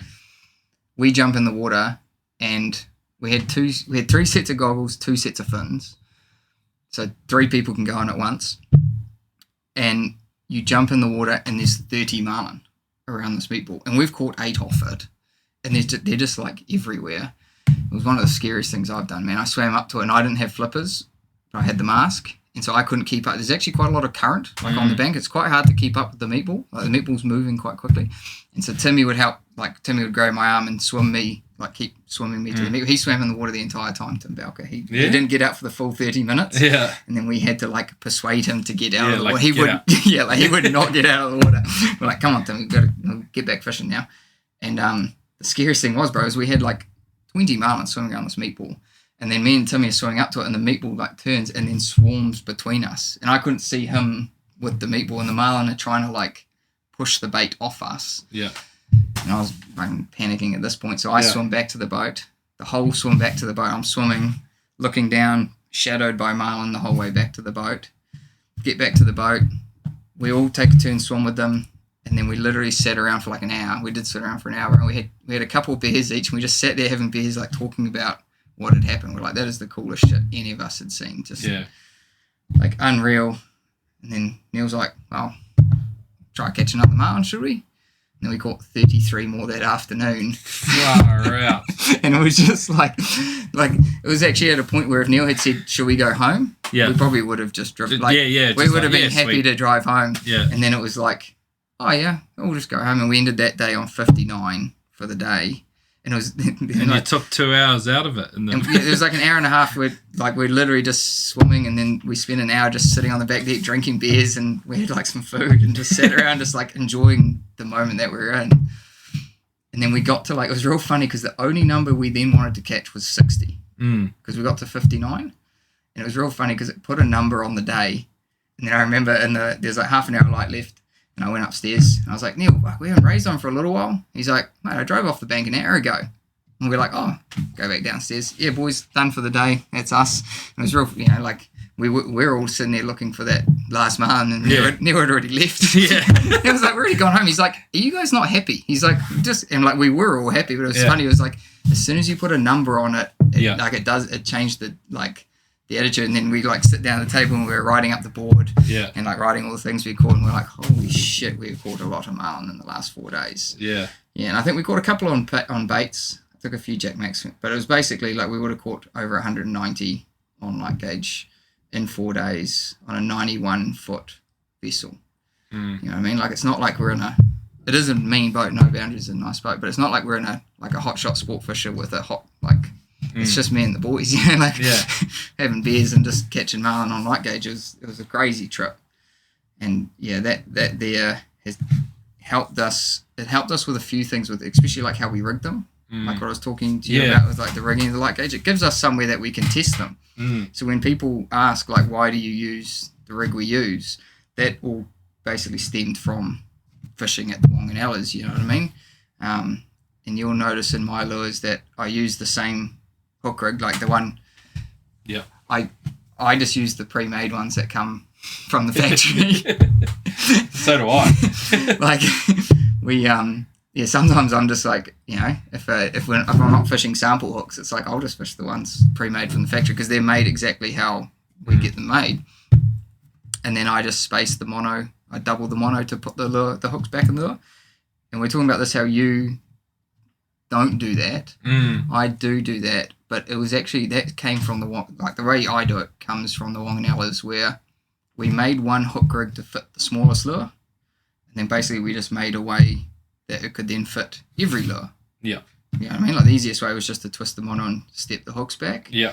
And then it actually... So you're just like a bigger lure, you're just pushing the hooks further back from the head. Yeah, same hook rig. And then, and then it brought that second hook into the game a bit more, but it just made it quicker and faster for us to be able to run every lure. And then now today, like I've got, before you turned up, I was rigging some hook rigs. And I'm real big into pre-making them. Yeah. You got the same, like when I came on your boat, you had them pre-made, leaders on, and I have them, and then I have every lure to basically fit the same hook rig. That's a real big one, and I've been asked heaps lately about like the rust on the light gauge. This could be like a demything podcast. Demything light gauge facts. I get heaps of guys complain about the cost. Yeah. Like because they rust, and the re-rigging. And again, like I feel like a bloody parrot here, but like this basically just came from Bonds as well, where I now only rig about 6 lures. Like I think like from my day fishing out there, I got like 6 rigged up. And if I'm going to change a lure, I just steal the hook rig and try not to have too many lures rigged. Yeah. Bad for sales, good for keeping hooks sharp. And I try and explain to people that if you have 20 hook rigs and 20 different lures, you run one day, but you don't run it till like 3 months later, and then you go to put it out and it's rusted and the condition of it's not 50, like it's not 100, it's not 100%. The trouble is that like the consumer will look at it and be like, that's a $20 rig. It's okay. So they'll put it back out and they may miss a fish on it. Where for me, it's like, because I've only got 6 lures, I'm only burning 6 rigs at a time. I think that keeps the hook rigs better. Yeah. Like you're always putting out better hooks. Yeah. Which I think is quite a key. Yeah. You know? Also, like, I get a lot of days out of a hook rig. Like I'll fish it when I get in the end of the day.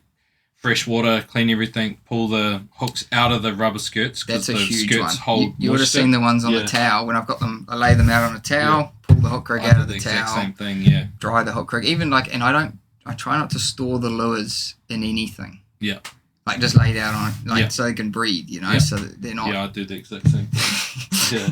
Because the rubber, like it holds a lot of moisture in there. So like up and around the hook block and stuff, it could hold a heap of water that you might not be able to dry out. Yeah, yeah. But like leaving it open like that, like on the towel.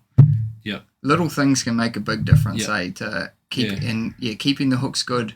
But I do find if guys rig... And then just check the zinc tape and... Yeah, check the zinc tape. Make sure they're sharp. If they're not sharp, I'll sharpen them for a day. Yeah.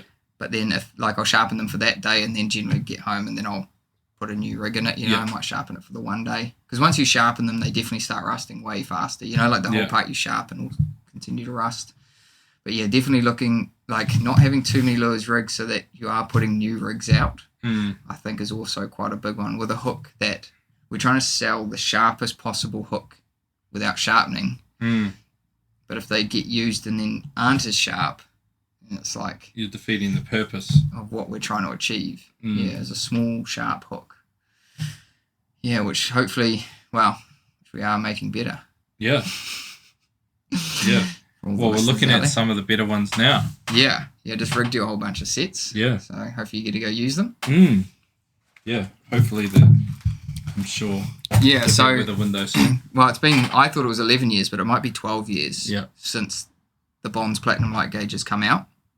And it might sound funny, like obviously I'm talking about the production and making of it. And so we have another company, HG Imports, which is like a importing wholesaling company. So, and Tony obviously being based over in China helps get all the stuff made for Bonds. So it's like I'm talking about it in that sense, but it is just because our company helps get the hooks made for Bonds. Yeah. Well, for the listener, to fill the listener in. It sounds like I'm talking about my hook. Yeah, yeah. But I am pretty proud of this hook, you know. Like we do a lot of testing and I've fished this hook for now 12 years. Yeah. So I've got a lot of confidence in it. And the new one that we've made for them is we've actually created it to be 30% stronger. And when people pick it up and look at it in the packet, they will notice the difference in shape. The hook actual, when I say difference in shape, I mean difference in the look of the steel. We've done triangle forging, which is a new technology. And some people will be like, oh, like obviously, why do you need to change it? But because it is like 12 years ago we made that hook, there is a lot of new technology. You know what I mean? Like, it's like we could sit on this hook and be happy forever and a day. but it's like, as fishermen, we always want to get better. And I don't personally think making this hook stronger is so much so that guys can be like fish 30% more drag, but hopefully for the guys that may have like broken a hook or bent a hook, we'll take some of those away, and so we'll get a happier end customer. You know what I mean? Like, well, because like every so often you do bend one and break one and stuff like that, and it's like, if a guy goes out there and has that as a first experience and it dampens his experience, hopefully by making them 30% stronger, we can like eliminate a bit of that. Yeah, eliminate that first. Well, going back to that, right? Like looking at your first experience, funnest marlin you'd ever caught, you know, so you're like, holy shit, I'm into this because it was a good experience. If you'd gone out and missed 6 and broken all the hooks, if we'd gone out and broken a hook that day, probably my story would be completely different. Very different story. Yeah. So hopefully we've basically like the shape of the hook, like as you know, as I'm showing you, the shape of the hook is identical. Yep. The material is different, so it's steel. It's still a steel hook, but we've upgraded the steel, and we've done the triangle forging. And that triangle forging on a load tester, you know, like in the factory, is basically testing them at 30% stronger on average. So everything stays the same. The Gen 2 hooks, they'll be here very shortly. Like, you've got some samples. I've been fishing them. I fished them last year, and a whole bunch of guys. You fished them last year. Brownie's been fishing them. Gave Brownie a big box in the other day, so everything everyone's been seeing. Yeah, he's been fishing the new one. So well, he knows how to test them out. Far out. He definitely seems to put enough fish on them, you know. Yeah. So he's the best person because he's out there the most and putting the most fish on them. But no, very, very excited for this new hook to come to market. Should be just give it a little bit more, hopefully a little bit more faith. Yeah. Maybe. Yeah. It's interesting that, because like I remember like when I first, it's fucking documented on the podcast when I did Bonz's podcast, the first one, and we talked about setting my boat up and stuff, and he mentioned there, he's like, you just got to fish without fear. And I didn't really understand what he meant until I caught the first fish on one. So it was like the first trip I went out with the boat after we'd set it up, set everything up consistently, you know, done everything, hook rigs and all of that, light gauge. And we caught that fish. It was a long fight because I was just like, oh, yeah, sweet. Like, you know, 5 kilos of drag, safe place, kind of sweet. Stubborn fish, decent sized stripey, probably, you know, in that kind of Be happy to be hooked up, though. Yeah, real happy. First time my whole family was on the boat together. A lot of customers say this. They're like, oh, I'm at an hour and a half. And I'm like, be happy you're hooked up. Yeah, you're still on. Like, just catch it. Be happy. Always improve from there. Yeah. And, we sort of got to a point, like, in the fight where it was like, oh, well, like, I probably need to do something here. So then all of a sudden, like, put a bit of, you know, put more drag on it. And then all I noticed is, like, just keep pulling the boat over top of the fish. And that was, like, a learning process for me because I was like, with a small boat? Yeah, with I had a learning process in my small boat the other day. Oh, yeah? Yeah. Same as probably what you get. Yeah. Where, like, as soon as I went over to grab the leader, the boat just turns. Oh, yeah. Yeah. So, shorthand, it was the first marlin I'd caught with just 2 people. Usually I have 3 people, so I'm always driving. But so I had a learning process with the little boat. Well, see, I'm lucky I can drive and leader at the same time. Yeah. I can stand by the wheel. And right there, so I can in the leader and I can just turn and touch the wheel. And as you need. That's why that suicide knob's so good because you can just like grab hold of the knob and swing it around where you need to. And game changer. Yeah, big game changer. But I've had that question a few times. People are like, how the fuck do you leader with like 2 people? Do you put the autopilot on? And I was like, no, because if the fish turns, you need to turn. Yeah. Yeah, I was a little bit far away from it, and it was real interesting. In my old boat in Evo, when we fished 2 up, my angler just leaders. Yeah. So usually, like what I do is my angler would just, the wind on would get on the reel, and the angler would just put the rod in the holder and grab the leader, and then I could keep driving for him to keep the fish there. Yeah. And we didn't do it the other day, and after we caught it, I was like, that's why it was so hard. I was like, we don't normally do it this way. Yeah. But for some reason, you know, when you see a marlin, adrenaline ruins the brain. Yeah. Don't act normally. Yeah. What should we do? Something different. Like, and I've caught 3 in a day with 2 up, and like every time me and my mate the angler would just grab the leader. Like the angler would just put the rod, and everyone was so easy, and I completely had forgotten about that's what we do. Yeah. It was but in the big boat too, the boat didn't move as much. Nah. The They boat track just a bit better. And, way better. Yeah. No, nothing like it. Honestly, as soon as I stepped away from the wheel, the boat just started doing circles. Like my fish did circles on Wednesday. So it helps. It was just full on going around like a tuna. And I was like going around after it because I was like, well, I don't like on my boat. I don't like coming up on them in reverse because I'm trying to lead it. So the anglers in between me and the fish stuff's set up. Yeah, so I'm like, I need to be going forwards so that the angler can be in the back corner. I can be on the wheel and the leader. This was the only problem with our fish the other day. I took in reverse. Yeah. Due to the fact that leader was wrapping around its body. Oh, yep. And I tried taking it in forwards a couple of times, and we just could not budge that fish. Like he was sitting down like 40.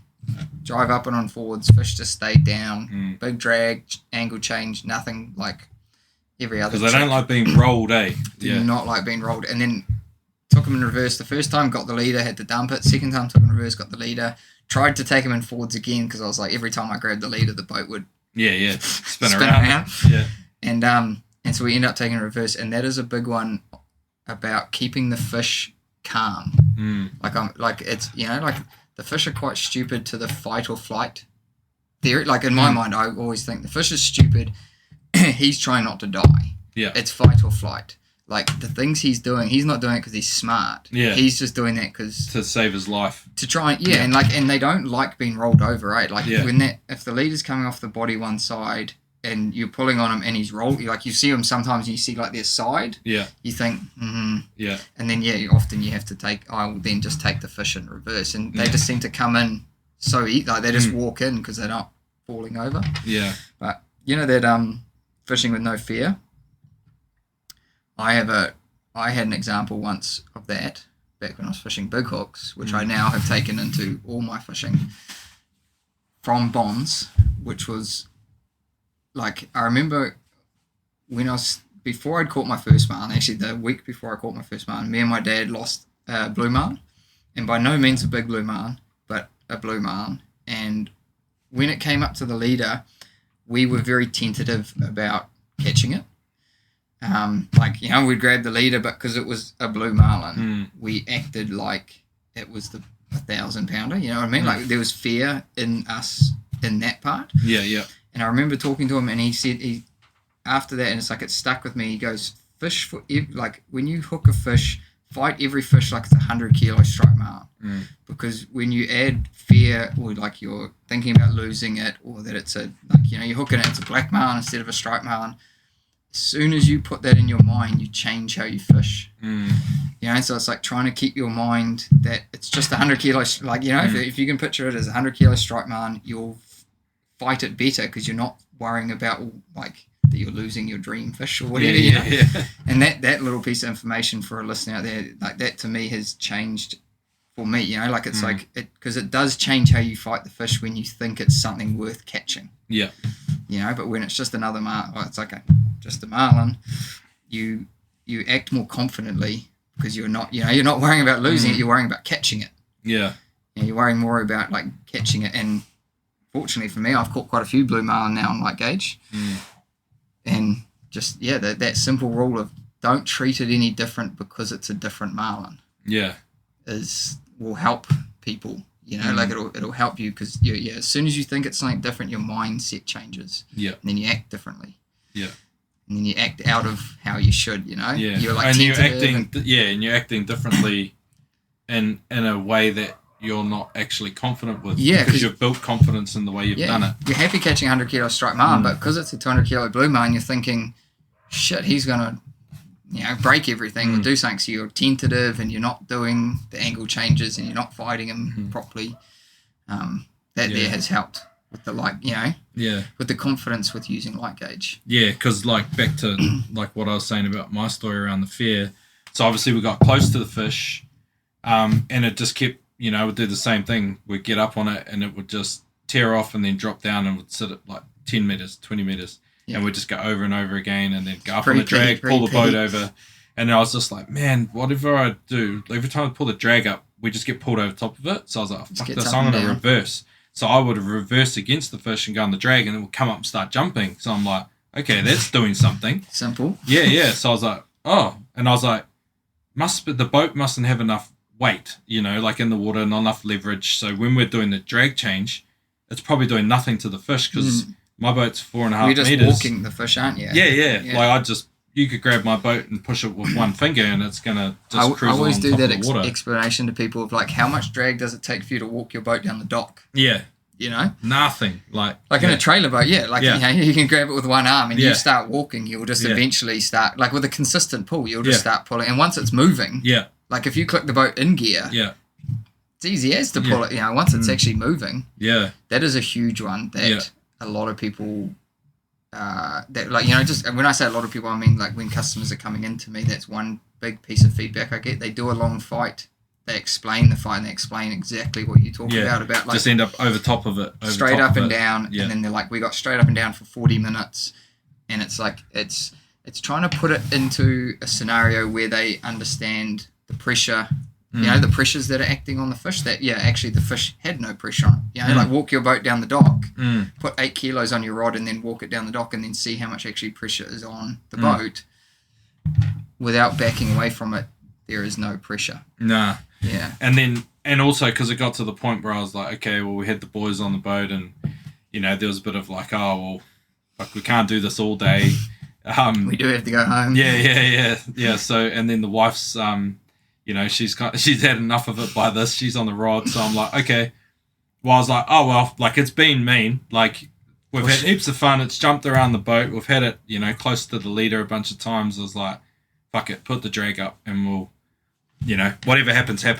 Put the drag up, and we, I probably had like 12 kilos on it. Yeah. And jeez, that's a lot of drag. Yeah. But it was like, there was the only way to get it to move. Yeah. So I was just like, and then so put the drag on, pump it up, and then, would take off and I'd back it off. And then we started using the angle of the boat. And anyway, get it up, leader it. It's jumping along the side of the boat and I've got it on the leader and it's full on. And it's a good sized fish, like in that 130 to 140 range. So it's like a real nice one. And I'm like hanging on to it. And then I sort of get to the point where I'm like, oh, fuck it. I'll just hang on to it next time. If it breaks off, it breaks off. Hang on to it, pull it up, bang. It's pinned, like front hook. It's like buried in its jaw. Pull it out. Not going anywhere. Nah, pull it out. It's like brand new, like mint. And I'm like, what the fuck? I was pulling on that real, like, it's not like I was being reckless, like pulling. I think there's also a lot to be said about, like, how in that instance, the reason that fish was fighting hard is it probably did have a wrap or something, which then when it is wrapped, there's no pressure on the hook, and that's where like a lot of fish get lost once it gets to the boat, because then everything unwraps. Yeah. And then all the weight is just on the hook. There's a lot that goes into it, man. And light gauge fishing, I reckon, as much as people poo-hooed it in the beginning, being able to catch a striped marlin on a hook made for a snapper, I think gives people, even if they do it and then don't like it, but catch a few fish on it, it'll give them so many more skills in being able to catch. Like now, if you were to hook a big blue marlin on a big hook, which needs like 20 kilos of drag to lift a big blue marlin, you'll probably need the same techniques.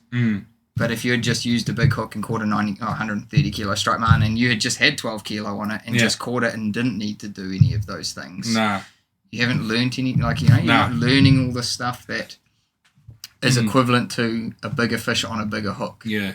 Like you're getting all these skills that you'll need. Yeah, and the style you fish with the light gauge hooks, I wholeheartedly believe, like you're saying there, like if I fished with big hooks with that same technique, I'd catch way more. Yeah, it's because you've got more confidence. Yeah, you've got some skills that you can use. Yeah, and you got that confidence by having a little hook.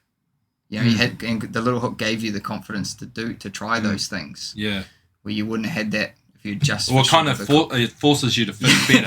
Forces you to learn. Well, you got no other choice. Nah, it's like okay, well, we've got to like figure this out here. Yeah. We don't want to lose the fish, but we also don't want to, you're forced to learn. And I reckon those things are so key. Yeah. Like how we fish here with light gauge is exactly how I fished with Eddie at Peak Sport Fishing with a single big hook for blue marlin.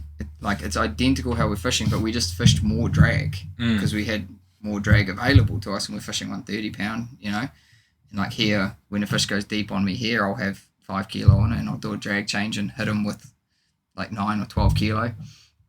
there we're hitting them with 22 kilos. It's the exact same, but we're catching a 200 to 500 pound blue marlin over there, and here we're catching a 80 to 150 kilo striped marlin, or 150 to 300 pound striped marlin here.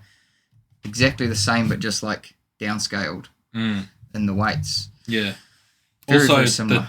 Also the like technique side of things when you're fishing light gauge, I've caught so many that aren't hooked. Yeah. Like you caught the one with the braid, like through its pec fin. But I've caught shitloads that have just had the bill, like just hook an over the attachment. bill. It's just like an attachment. Yeah, That's or like all it's you need. noosed or something, like the the wire and the hook nooses around its bill and the fighting it from behind, Yep. obviously not getting in front of it. Like there's just so many simple things that because of these little hooks that you start worrying more about that than these other things, and then you catch them with those other things wrong because you weren't worried about them, you're worried about the hook. It's the same, man. Same as if we have guys breaking hooks, I just give them lighter leaders.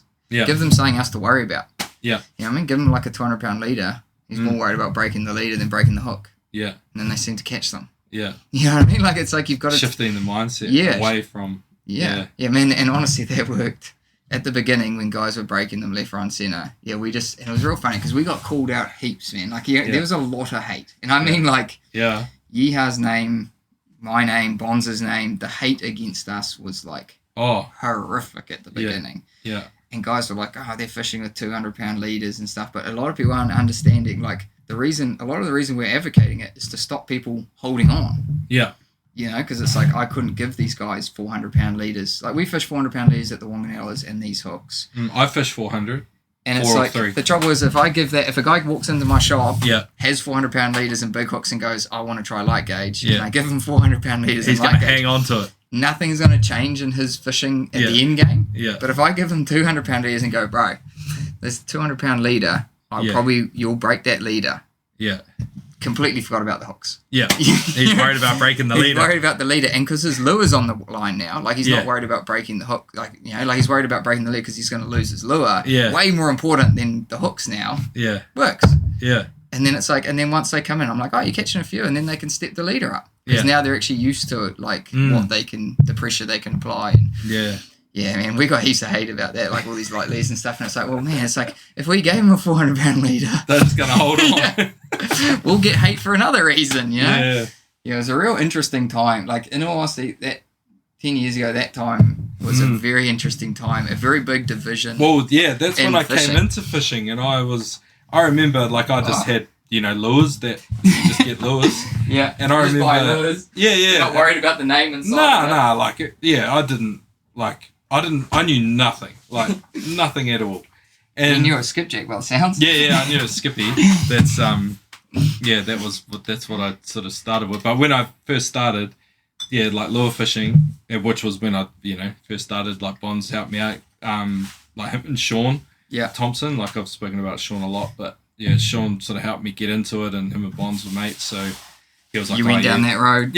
So I got some lures and stuff, and I had light gauge and that, and then I remember I'd been fishing with a mate. We caught first ever like marlin we caught, and it was caught on like RG4. So I was like, I need to get one of those because we caught a marlin on it. So I had it, and then I remember I was talking to Tony Carpenter one day, and he's like, what lures you put out? And I was like, and I sort of told him, I can't remember what it was, like at the time, maybe a D-shackle and an RG4 and something else.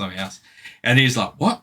Do you run a red gill and a bonds together? And I'm like, and because I'm like green, so I don't know whether that's a good, bad thing or anything in between. I don't know what the fuck he's talking about. I also didn't have Facebook, so I didn't know what was going on in the world of.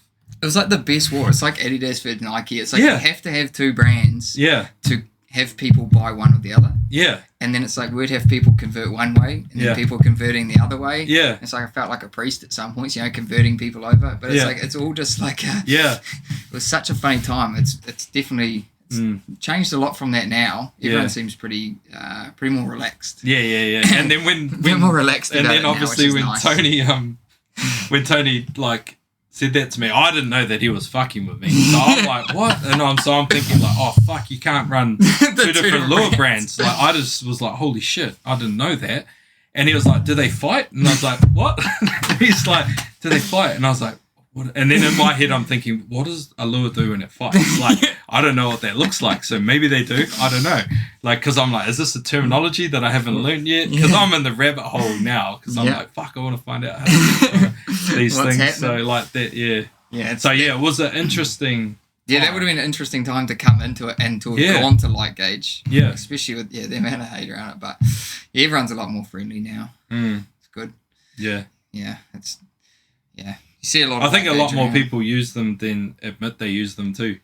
I see a lot of that. You see a lot of people where like, I'll like watch their videos or something, or their like stories. I'm like, man, you're using light gauge. He's like, well, yeah, obviously. I'm like, what do you mean, obviously? He's like, well, they're good hooks, but don't tell anyone. Why's that? Well, you don't want everyone catching them, you know? Like, it's like, it was, to be fair, like, obviously, light gauge don't work for some people. So some people would use them and they will obviously think these guys are terrible fishermen. But I reckon this would have been the best kept secret for fishing if we had not told anyone. Oh, yeah. Like, my fishing overnight went from, like, 0 to 100, and if we weren't in the tackle industry, that would have been you just the tournament, kept that in your back the tournament secret, man. Oh, that would have been so good. Yeah. But unfortunately, my job is making money off selling fishing gear. So you had to let the cat out of the bag. Yeah. I remember at the time, we were all posting about it and pushing it so hard, and we're getting a lot of stick for it, and it's just like, I don't think people realize that the fishing I came from, I caught fucking nothing. It took me 4.5 years to catch a marlin, and then next minute I'm catching 3 in a day. I'm catching the most fun marlin I've ever caught. We're chasing them around at like 10 knots on the surface with no drag, like boosting around on them. And it's like, everything is so much, for me, like you say, the fear had taken, I wasn't scared of losing them anymore. I was more scared about all these other things. So they're so much more fun to catch. I was just having so much fun, you know? And then someone's sitting over there being like, oh, you're going to lose the fish of a lifetime. You lose the fish of a lifetime on anything. Yeah. You know, I've caught a few fish of a lifetimes on the hooks, but I agree. Yeah. Like, it's not a hook for blue marlin fishing. Yeah. I'm not out there going blue marlin fishing with this hook. I'm happy catching striped marlin in my trailer boat. Yeah. If I hook it, I'll try to catch it. I'm just happy marlin fishing. Well, you're attached to it. Like, I've got a chance. That's half of the... Give me a chance and I'll try my best to try and catch it. You know what I mean? I'll get my little black book of tricks out and I'll start. And I was like, okay, well, here we go. Start trying to catch them. I've had some pretty funny fights where, like, I don't know if I've had it a few times where, like, at the end of the fight, I've had a big fight and, like, I'll have, like, a headache because I've been, like, racking my brain so hard and trying to figure out how to catch this marlin. You know what I mean? Like, I want to catch it so bad. And I've, like, at the end of the fight, I'm like, man, I just need, like, a beer and I just need to sit down for 10 minutes because I've, like, got a headache from trying to catch it. And you sit at home and you think about, you know, try and figure out how to be better for the next marlin. And it's like, to me, all of this stuff just makes you a better fisherman. Yeah. Like, it'll make you a better fisherman across the board, you know, whether it's snapper. Like, every species I fish for does, like, crossover. You know, whether you fish for trout. You know what I mean? Like, trout fishing, like fly fishing in a river, has taught me the most about marlin fishing. Every good fly fisherman that takes up, like, marlin fishing is generally a good marlin fisherman. Like, because they're so detailed, they're so precise about everything. Like, they've had to try and trick a trout in a clear stream to eat a fly that isn't natural. There's so many more things. Like, they've got currents to deal with, they've got boulders and, like, you know, they've got eddies and currents, and they've got so many more things affecting their fish that they can visually see, that when they take that to other areas of the, like, fishing realm, they apply it so much quicker. And you can never poo-hoo one style of fishing. You see a lot of really good marlin fishermen are fly fishermen. Like, you see, like Eddie. Well, Eddie's. And even, like, you know, like Peter Piccola, like, as much as, like, he loves fly fishing. Oh, true. He loves marlin fishing. Like, a lot of marlin fishermen also seem to cross over to the complete other side. Yeah, well, I went the other way. Like, I was into marlin fishing first and then got into fly fishing a couple of years ago.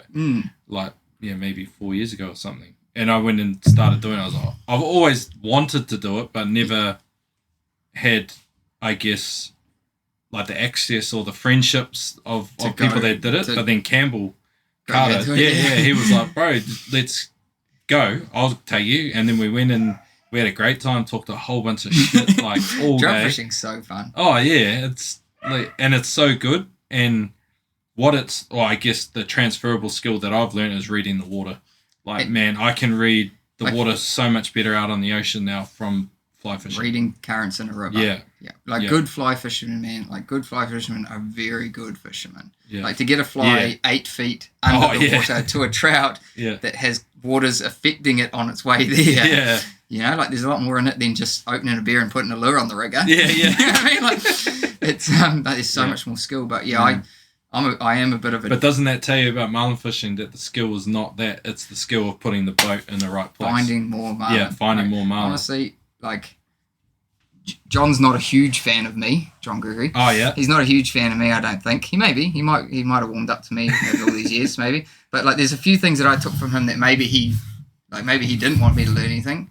But I remember one day we had a few marlin fall off and he said to me, he's like, stop worrying about that and worry about finding more marlin. He's like, we put these lures in front of more marlin, we're going to catch more marlin. And like that trip, it's the only trip I've done with them, but we caught 24, get the number exactly right, I think we caught 23 striped marlin, 1 blue marlin, and a Pacific bluefin in 4 days at the Kings. And like the next best boat next to us caught 7. Wow. And it was like, and he like, he was like, at one point he just said like, he like do the old sit down chat. He's quite a stern guy, and he just sits and he's like, stop worrying about that, and we'll just worry about finding more marlin. Like you put your boat over more marlin, you'll catch more marlin. Yeah. And it's like, so he wasn't giving a shit about the ones that have fallen off. He's just going to put he wasn't happy. Like he's not happy about it, but he's like, there was a point there where he actually called me up to the bridge. Yeah. And I'm sitting next to him. And he said, like, watch how that marlin, like the next one that came in, he's like, did you see how it ate? And I was like, yeah. And he's like it didn't eat, you know what I mean? Like he just came in, whacked the lure, missed them. And he's like, they're just not eating. Yeah. He's like, but if we keep putting this boat over marlin, they will eat and we will catch them. At one point, man, we went like 5 from 5. Yeah. You know what I mean? And we're just on them, man. And like, it was mean trip. Like, unfortunately for him, I think I'd learned a bit more than he wanted me to learn. You know what I mean? And I took a lot from him, man. He's a great fisherman, you know? Yeah. And very, very clinical. Very good fisherman. And, it was just one of those things. He's like, stop fucking worrying about it. We'll find, we'll just worry about finding more marlin. And we did, man. Yeah. Shit, it was and he's super consistent, eh? Mr. Consistency, that guy, man. Yeah. Yeah. Yeah, so that speaks to it again, right? Like, yeah, that's one big thing I took from him. You know what I mean? Was that, and it was very interesting. The first marlin, I can't remember if it was the first or the second marlin we caught on that trip, but it was either the first or the second marlin we caught, and it wasn't hooked, and he called it from the bridge. Like the fish ate, and it was actually a real weird situation where it ate long corner, and then took a bit of line, but nothing happened. And then, like, the rod's got a bit of weight on it, but not going anywhere. And then, like, I'm trying to remember exactly how the scenario went, but, like, I went to wind on it. I'm like, yeah, he's there. And John's like, you sure he's there? I'm like, yeah, there's weight on it. Like, it's not going anywhere. And then it took a bit of line and then stopped. And then it was on the short corner. He's like, fuck, it's on the short corner. I've wound the short corner in. So I wound the short corner in. And as the lure came out of the water, he chased the lure up, turned, felt the pressure from the rod. Oh, yeah. Because he, like, would have had the hook over its bill. Yeah. Turned, jumped straight off the wind on. Boom, straight off the transom, jumped away from us. John's like, he's not hooked. Like, keep the drag off him. We ticked back on him, cleared the gear, obviously, ticked back on him, got on him, basically, like, hit him with the tag. Yeah. Weight came on it, pulled, like, fish turned lead, like, hook just slipped off the bill. Caught marlin, just like that. And I was like, you know, it's a good fisherman, you know, he acted to the scenario. Yeah. Noticed what was happening and then caught the fish to the scenario. And I was like, that was me. Yeah. You know, like I've seen it with Bonds, I've seen it with Eddie, I've seen it with him. Yeah. Like I've personally done it myself with a fish that's not hooked, and it's like you can read those little things as you get better at marlin fishing. Yeah. And, you know, like it's one more marlin to the tally where at that point the hook rig made no difference. Could have had any hook rig. Yeah. You know what I mean? Could have had a light gauge, could have had a heavy hook, but working to what the situation gave us. Yeah, I've had a few cool scenarios in my fishing time that have helped guide my fishing, you know. Yeah. Especially those ones. Yeah, well, that's where, like, Bonds talks about it a lot. Like, where belly, as a lure fisherman, belly's your friend. Yeah. That's the perfect scenario. Keeping the lure behind the fish. And, like, I've had it in my trailer boat, man, where you can drive up to a marlin, not wind. I used to like get my angler not to wind on him, just creep it in, especially with Scooby. Like when we used to fish Scooby heaps, he loved doing this, man. You'd be like driving up, you'd see the marlin on the surface, you'd see the lure behind it, and you'd just drive it, and I'd be like, Scoobs, don't wind tight. Yeah. And so he'd just keep the belly, and you'd just be winding, and you'd basically drive right next to the marlin. The marlin thinks he doesn't think you're the problem, because the problem's coming from behind him. Yeah. And it'd be like, cool, like crank it, and then he'd crank the leader out, you'd pull the leader, the fish would like react, take off, do something. But we used to do that a lot to help tire the fish out. Oh, yeah. Yeah, so it's like you'd creep up on him, then make him work. Yeah. Get back to him, make him work, get back to him. So we're fighting him by making him, we're not fighting him with drag, we're like fighting him by making him react to us behind him. Yeah. And we used to do that heaps because that's cool. Yeah. Yeah, I mean, you can literally, like, you can just leave the rod slack out the back and just drive along next to your marlin, you know, just right there out the window, just driving along. And it's, you can use what you have to your advantage, like a lure. You know, like lure fishing so different from bait fishing. And then, like, talking to guys like Jeff Lamont, you know, which Sean Thompson, and then talking to Hayden about when they're bait fishing with circle hooks and how they pull angles to affect the fish's behaviour by rubbing the leader differently and stuff on them. Yeah, yeah. It's like those skills from a bait fisherman are what we have lure fishing by keeping the lure behind the fish and, you know, using your advantages. It's and knowing what your advantage is. Like the first couple of marlin, my dad caught on a live bait, and like he's got some drag on him, fish is down. And my dad's like, do some cool driving stuff on him like we do, and I'm like, well, I can't. Like we don't have the lure, so we can't free spool him. Yeah, like the change of drag ain't gonna do anything on him because he's just hooked in the corner. Yeah, like there's. Like I can pull an angle and do all that kind of stuff, but I can't do the lure tricks. Yeah, yeah, you know I mean? Like because like you can't. When we're fishing light line, like free spooling them works real good. Yeah. Like on light line where you can't do the drag up, like doing the drag down. It's like all the tricks are different, but you wouldn't know them if you didn't do it. Yeah. Yeah. So it's like for the guys who haven't fished light gauge, sometimes just catching a fish on it might teach you something that you didn't know. Well, it taught me, the very first one I caught, taught me that about using the boat or how I could use my boat more effectively to create pressure on the fish. Because what I learnt that drag was doing nothing because I was just pulling the boat over the fish. Yeah, yeah. So I was like, it's very different fighting fish in launches, eh? Like you would have caught a few in launches. Yeah, yeah. It's very different, eh? Like with the weight of the boat, the fights are so different compared to in the trailer boat, eh? So different. It's a very, very different fight, you know, compared to a 50-ton vessel that just don't move. Yeah, yeah. You know, with no boundaries. And they're pulling it bluntly backwards, you know what I mean? Yeah, like, they can't even, they're just not pulling it at all. It's 50 ton. Yeah. It's like the no boundaries. That thing's like 100 and something ton. It's like, it changes the fight completely compared to a trailer boat. Yeah. Like even, just like dead boating a trailer boat, you're just going to end up on top of them. And I think a lot of people don't realize how much you have to drive away. Yeah. You know? Yeah. To keep that angle. But and it's real funny because I do get a few people when you talk them through the fights, but the trouble is every fight is different. Yeah. You know? Yeah, and it's interesting that because you've got to, and that's, I suppose for you, I think of, I think I might have spoken about on the last podcast with Bonds, but we talked about yourself and Brownie and a few other guys that do really well on trailer boats here, like in New Zealand on the coast. You've had that experience of the Whanganellas as well, so your like learning is magnified because you've seen so many different scenarios. You've got the opportunity. Yeah, got the opportunity at a bunch of different things. So you're like, okay, well, I've seen this before. You know, like it's just like me going and playing a game of rugby, or even now, like being an old, 41-year-old overweight man playing touch last Friday night. Yeah. And playing against a bunch of teenage kids, but I can still carve them up because I've seen it all before. So I'm like, I know exactly what you're going to do. I know, like, I was that dumb kid once, so I know you're going to, like, do something or whatever.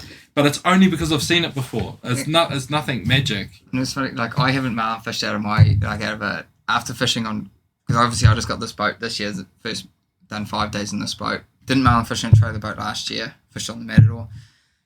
Yeah, before that, wasn't that keen on marlin fishing because I'd fished on the Matador and got ruined a little bit by fishing on a nice big boat. So I hadn't done a lot of marlin fishing. It's real funny. On the way home, I was saying to my mate, after that whole scenario about driving forward on the marlin and then not being able to move him and then reversing on him and like getting to take it the first time and seeing the fish's reaction differently, but taking 3 times to realise the reaction I was getting from the fish on the drive home, I was saying to my mate Connor, I was like, was like, fuck, I really should have picked up on that quicker, but I just haven't done it for like a little bit out of practice. A little bit out of practice. Same as like the leadering, like me leadering instead of him. I was like, yeah, I'm a little bit out of practice when it comes to all these things. It's just taking me a little bit longer to remember what. Well, you've been fishing a different style because you've been. And I'm the guy in the cockpit. I'm not the guy driving anymore. Yeah.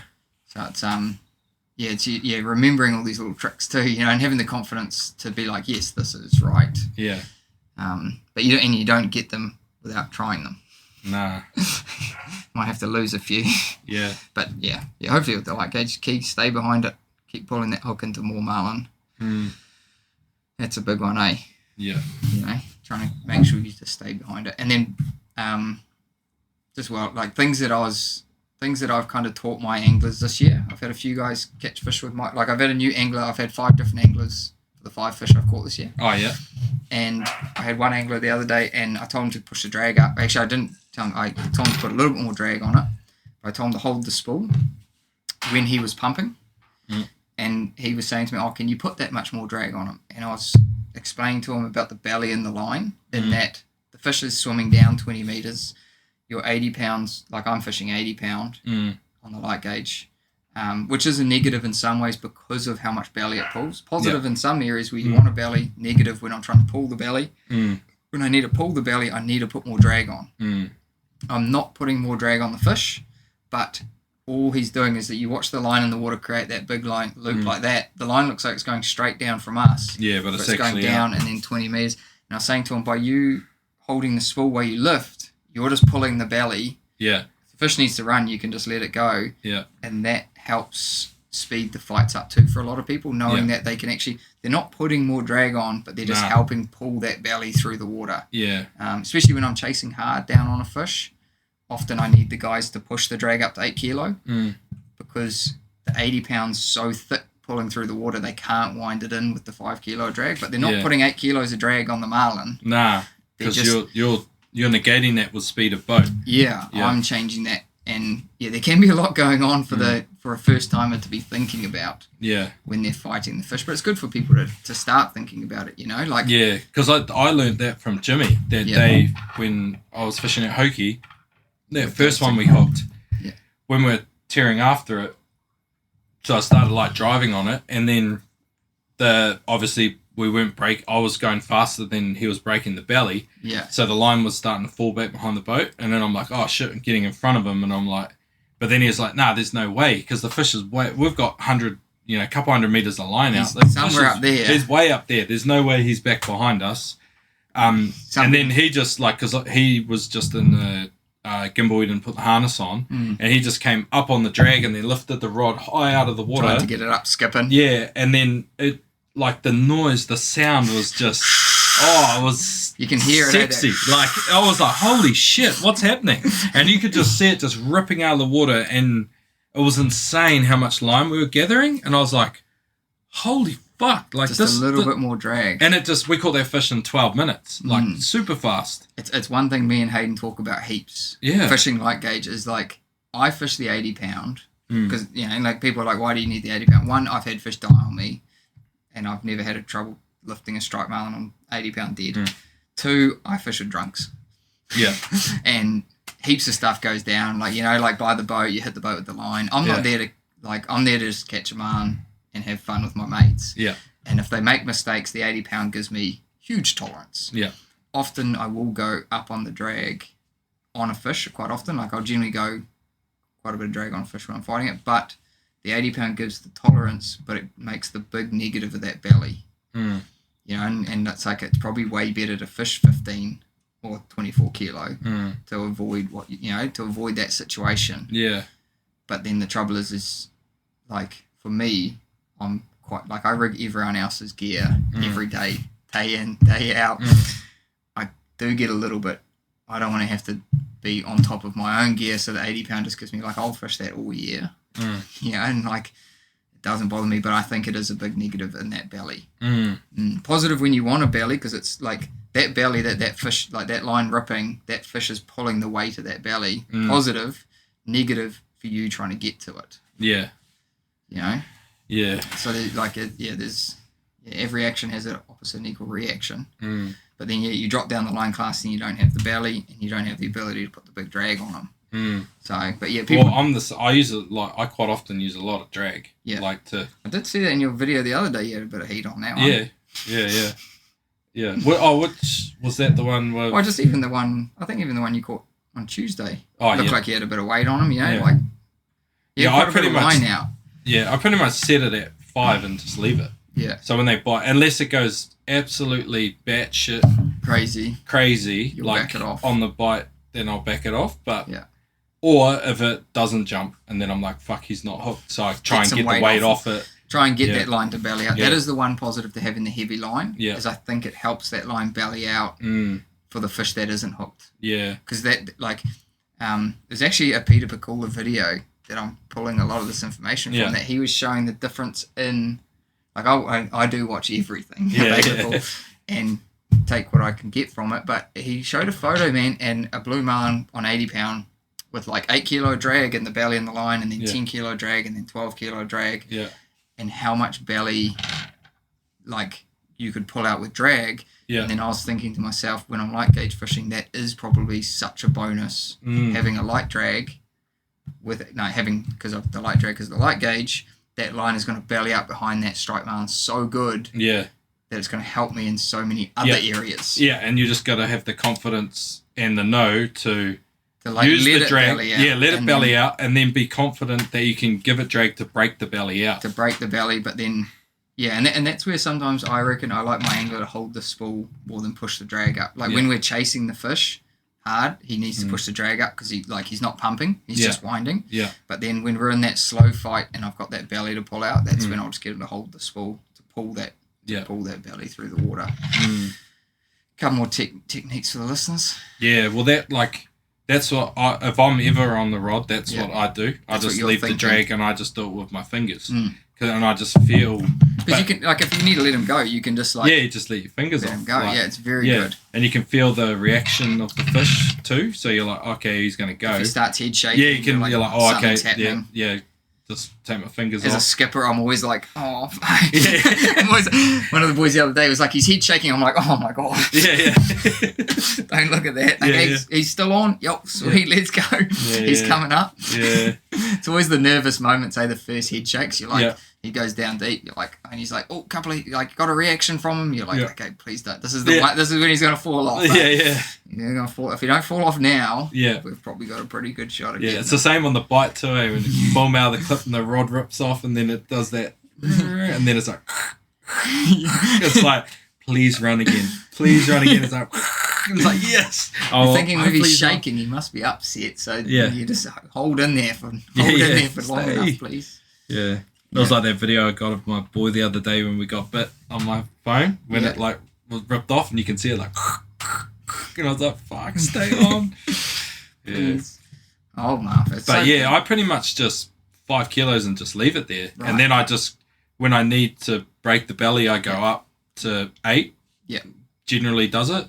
And then if I need a reaction out of the fish, I just keep going until I get one. Basically. And I just reverse. But most of the time, 8 kilos boat in reverse, I'll get a reaction out of it. Yeah, I've still done when you see 8 kilos and you're reversing the boat, there's a fuckload of weight going through the rod. That's what I mean. In that video of yours, the rod looks real bent. Yeah. You know what I mean? I'm looking at the rod and I'm like, that's a lot of bend for light gauge. Yeah.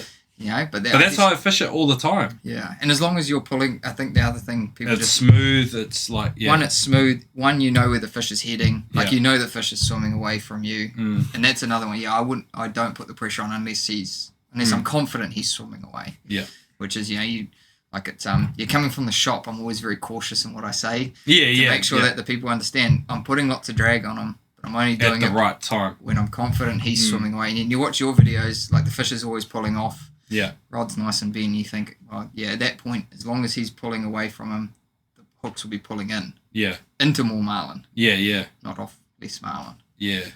Very, very key. And then as soon as I get that reaction, the drag I go straight back to 5 kilos. Oh, yeah. Yeah. Because I don't leave it on even as he starts to come up. I get it off. I want to keep him up. Yeah, and then if he comes up, then I just run up to him, basically Try and one keep in the weight off. Yeah, try and Keep make the weight it feel off him, like nothing's there. Make the lure the problem. Yeah. Not the and little then 460 shoot up FC. behind him, like shoot up behind him, and then wind the belly I'm out. just a little boat over here. Don't worry about me. Don't worry about me. I'm alright. You're like, oh, you're the same size as me. Yeah. Probably come attack you. They'll be like, fuck, is this a blue marlin? Yeah. You're in shallow. It's only 55 meters. Yeah, it's cool that those fish are in shallow there. Yeah. Yeah, very interesting season. Hopefully it picks back up. Well, apparently yesterday afternoon, a guy messaged Brownie, and again, like, I hope that's true, but he had 4 shots on 35 meters off Albatross Point, like on the way in. So, and I said to Brownie when I came in, me and Dan fished all the way back up to Albatross Point. I had to get in early because I had to look after the boys, so we stopped fishing at maybe 2:00. But I trolled all the way back up to Albatross Point. I was down a bit further south, but the best conditions that I'd seen the whole day, water was in 40 meters off Albatross Point, like fucking right in there. And because they've had all that rain and flooding, it's like a full-on, like it is like proper a change. Waikato River coming out of the harbour out to like blue water, 30 meters, and then it's like bang, like not just blue water, like blue water. It's real interesting. The water off the Manukau this year has not been nice. Like it hasn't been that real nice. Like off the Hoki, the water, bro. Like you see the fish like 20 meters down. Oh yeah. Yeah, the one of the marlin we caught the other week, you couldn't see it on the wind on.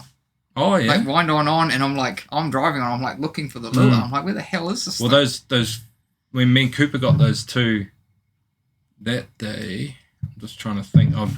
I'm pretty sure it was those ones. Like you can see on the underwater camera footage, it's not that clean. Oh yeah. You know, like the fish are blue, but it's not crystal. Yeah, it's not crystal. That but then the one of Mason's the other day, like unbelievable. Like Can be very the fish different, is, you know, like 10 meters down, and then we're looking into a fish bowl. Can be quite tricky, man. I watch heaps of spear fishing. Oh yeah. To learn about how to catch snappers. Yeah. In shallows. And so I watch the spear fishing, and it's real interesting. You watch a lot of spearos, and they turn up and they look at the water, and they generally will comment on the water once they get in the visibility. Like it looks all good. They're like, oh, it looks good, and then they jump in. They're like, nah, it's dirty, and it's crazy. Like it can look clean, but how dirty they comment about it can be. Even once you're in it. Or like they jump in and they're like, oh, once I get down 5 meters, it's crystal. Yeah. And so it's like a layer of... and I always think that on the Manukau, like when we were fishing Manukau the other day, the water kept changing colour. And when we caught one of our fish, bro, the water was like green, like a Lumo skirt. Oh, yeah. And then like an hour later, it was clean again. I was wondering if that's just like just a layer couple on of top. Meters on top. Yeah. Yeah, so don't get tricked. Yeah. You know, like it's... I think Jimmy spoke about that, actually. There's one spot overseas or something, and there's a weird spot where it... He was showing me like the red or- SSTs he looks at. They often will look at 25 meters down. Yeah. Like that program that he uses. Oh, that he has, like he'll look at the SST and the chlorophyll, but he'll look at 25 and 50 meters, not at the surface. You know, where most of your SSTs you get are generally like the surface. You know, for that reason. You know, in case some shit, like especially you think like the Manukau, the Kaipara, and all those harbours, like it's pretty easy for some water to wash out and then just be sitting on top. You know, Hoki's like a prime example of that. Like I don't think I've ever fished in a place where the water can change so much in a day. Yeah, from like and it must be, and because you're fishing so close to the harbour, you know, like the run, or all the best fishing I've had out at Hoki is generally, you know, like 8 miles, like straight off the bar. Yeah, like, it's not you know, far. not far at all in the scheme of things. And you're like, well, there's a shit Think- ton of water think that's about coming Reagan, out of it's there. like 30 miles. Yeah, I know. Like, yeah, don't I know? Yeah, some of the mornings the run out is it's an honest run. It's an honest run in a 4.5 meter boat. Yeah, it's like, but it's worth it when the fishing's good. I still don't know. How suck it up. I still don't know how to this day you still do it, eh? In that little boat. Everyone asks me. Everyone's like, "How does he keep doing it in that little boat?" Yeah. And I'm like, I don't know, man. He just loves it. I couldn't do it, eh? I did a few days in Naughty Boys. I didn't do marlin fishing. I did in that little centre console, that 5x5 centre console. We did a day sword fishing. Yeah. Caught one, and at the first day, did, and I was like, done. I was like, yeah. Tick that box. Done. I was like, I'm not doing that. That was it's an honest day, eh? Like it's an honest run out, an honest, like you're wet most of the day. Yeah. Yeah, Yeah, there's something to be said for a hard top, eh? Yeah, it's been good. Yeah. Like the other day when I was talking to you about fishing, you're like, "Oh, what's the weather like?" Yeah. Good for a 6.5 meter boat with a hard top. Yeah, I was like, oh, Gym Palace. Maybe not for like, a 4.6 with a soft top. Yeah. Yeah, I've got a hard top. It's just called a bimini. Even on the big boats, it's real funny. Like some days I'll be fishing out there and it'll be rough. Mm. And the boys are like, like it's a bit rough, it's getting a bit rough. The lures look shit and stuff like that. And you think, if I was in a 60-footer, like you wouldn't even be talking about the weather. And it's amazing how like your perspective changes. Yeah. Like we've been at the Whanganellas. One trip we did there, man, the first 2 days was like 35 knots. Where I remember like the first night on the bank, I didn't sleep. And the second night we were taking tramadol. Like I remember taking tramadol and just drinking beers until I passed out. So it's like, I need to sleep. Yeah. Like we need to sleep. And so one of the boys had some tramadol. I was like, I'll just take a couple of tramadol. I think I got like halfway through my third beer and woke up on the floor. Yeah. Just woke up in the morning. I was like, because it's 30 knots. Like it was so rough. Yeah. Like, and it's it was nearly to the point where it's Hugo was on that trip, and I remember watching. Actually, I think it might have been Mark. We're going along, and Mark goes to go down to the rods, and he's walking down the boat, and he stops halfway, holds on, boat like rolls over, comes back, carries on walking down. Like it was just so rough. We couldn't really fish for the first part of one of the days, and like the marlin are just chewing. You know what I mean? Like we go as we're coming across the bank, we just hook like a 4-way. Yeah. And it was so rough we couldn't turn. And so we just break them off. Because we're on like it, we just break them all off. And Neil's like, got to get off the bank, like drive off the bank. And then we're trying to come back on the bank. And it's like, you see some days when it's like, because your perception and the size of your boat affects, you're like, oh, it's a bit rough. Marlin might not be feeding today. Yeah. They feeding everything. Yeah. It's, They're hungry. They're hungry. That trip was an eye-opener, man. Still got 58 for those 4 days. But yeah, it was like, that trip was hectic. Yeah. I think the first day I ate an apple. Like it was so rough, you couldn't eat. Yeah? Like you could not go in the kitchen. You couldn't go inside, you know what I mean? Like it was just so pots rough. and pans flying around. Yeah, we're 2 days out. Yeah. Like because they're like to go there, we generally leave New Zealand and you always leave in the rough to fish the calm. Yeah. That's the rule. Leave in the rough. Like when it's 50 knots here, we leave to get. And there's been quite a few trips where we're down at the wharf and it's like you're like loading the boat and it's like gale force winds. You're like, what the hell are we doing traveling up there? Yeah. But you got to leave in the rough because as the highs come across from Aussie, so as they come across from Aussie, you've got to meet it there, sit in it, and then travel home with it. Yeah. And that one we're just 2 days too early. Oh yeah, so you're there too early. Yeah, and then the trip home 5 knots glass the whole way home. Oh yeah. Yeah, and the boys were like, we could stay and keep fishing, but it was like we usually do a 4-day trip. I've never done any longer, and it was like, you know what, like we came. It was like we could come home with 5 knots the whole way home, or we could stay for a couple of days, keep trying to fish, and then come home in some okay weather. Yeah. So we picked the. Yeah, they give us the 5 knot trip home. we got bashed for 2 days. Yeah, we earned this. We earned this nice 5 knots home. I've done that. I've picked that on a few trips where we could fish the next day, and you're so close to 100. You're like, boys, we could fish and maybe get 100 tomorrow, or we could leave tonight and have 5 knots home because you're going to travel with the high. Yeah. If we get on the back end of that high, Destiny's a good ship, man, but she does 7.5 knots and tops out at 8.5. Yeah. You know what I mean? Like we ain't catching. Once we lose the high, we ain't catching it. You know? Yeah. And so pretty much every trip, it's always like, oh, we'll take the nice trip home. Yeah, take the nice trip home. Get bashed on the way up. Yeah. Travel in the rough, fish the calm. That's the way you gotta look at it. Yeah. Sweet. All right, we're back from the toilet break. Break. And we were just chatting offline. Quick chat. Yeah. Before jumping back the on. Secrets. Like, whoa. Yeah. So we got a few secrets out and now we're back for the guarded conversation. But no, we were talking about, obviously you've done some fishing. Well, I mentioned it earlier with what Sonar's teaching us around how you place your boat. How to be on top of that. Relative to the fish to get a bite. And you've obviously fished with Hayden on Matador and with the sonar fishing. Funny story on that boat. He might like me telling it or not.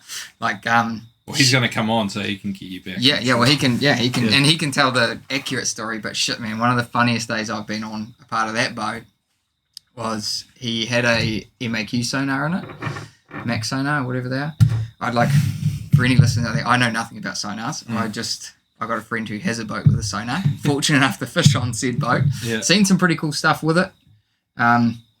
Like I've had some we definitely haven't. Some of the days haven't blown the fish out of the water with it, especially with our striped marlin fishing. But one of the days we were trying to test the sonar. So Hayden was like, one way to prove that the sonar works: catch a marlin, kill it, put it under a float, and then sonar it. And it was like, oh man, we had these guys, and I think they're from Canada or Germany or something, on board, and it was a 9 to 5 trip. And this was when the fishing was shit hot out of Tutukaka. Like I hadn't actually done a day out of Toots that year, and we like left the dock at 9. Like it was a 9 till 5 trip, you know, like a business day trip. Left the dock at 9-ish some point, ran out there, gear out, straight away, like raise one, catch it, coming back on it. Hayden's like through the headset, he's like, gaff it. So we like greased this thing.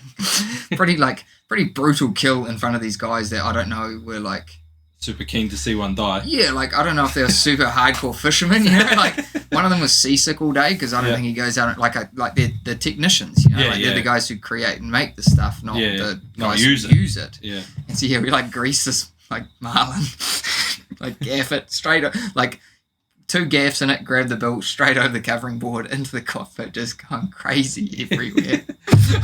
We're like beating it to death on the floor. And Hayden's like, well, to prove that this thing works or not, we're going to hang it under a fucking float. And so we literally, Hayden that comes down, he's like, get some mono, shows me what he wants done. We crimp it up, so we like crimp it head to tail, make like a bridle, then like 40 meters to a float, and we put a couple of dredge weights underneath it to like hold it down. And we literally like sink this marlin out of the back of the boat. And it was real funny because there was a heap of boats in that area and they kept coming over to us because we were working this area. Oh, yeah. And like one of the boats... they must be getting bit over there. One of the boats I knew, and I was like, hey, bro, I like called him. I was like, bro, can you like go away? I was like, we're driving around a dead marlin. Like I had to explain to him, like we're not, like we need clean water. Yeah. So we need like clean water to see. And we literally drove around a dead marlin under a float while these guys were trying to sonar it. And then that day, to keep trying to use the sonar, we kept moving away from the boats. And I think that day we went like 4 from 11. Oh, whoa. And back at the dock at 5. Yeah. And then I think that trip, he'll confirm the numbers on it, but I think he caught 14 the next 2 days for that trades competition. Oh, yeah, trades, and they caught the 14. Yeah. And everyone was like, they were giving them fucking death, man. They give them death up there about being like sonar cheats and that's the term. I rip into him on a friendly note, which he hates. It was called him a sonar cheat because that's what they called him. And like admittedly for him, that trip, like I think out of the 11 we raced, we sonared like 2. Yeah. And when we had the dead one under the float, they couldn't pick it up. And then he switched it out for one of those Furuno. I think it's for a Furuno Omni. Yeah. He switched out for a Furuno Omni. And I've seen some cool stuff on that one. We've had a few days where I was fishing on the boat and you like come out of Tutukaka, put the gear out. 10 minutes in, he's like, oh, that looks like one. Me and him will be sitting up there. He'd be like, oh, that looks like one. Track it, put the boat over it, marlin on the corner, catch it. Like 10 minutes into the day, it's like, well, that was easy. Me. And it's like, and it was real interesting because like often they're not in your line, you know? It's like often it's just off to the side and you have to drive over to it, you know? And like I haven't seen a huge amount of it. We've had some tough days. With I think a lot of the fish sitting a bit higher in the water.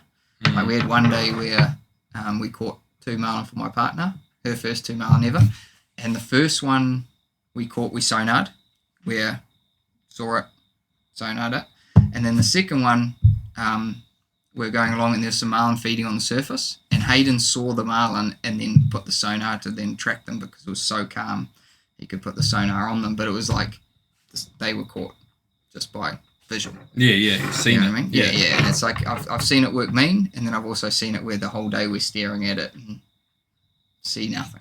Yeah.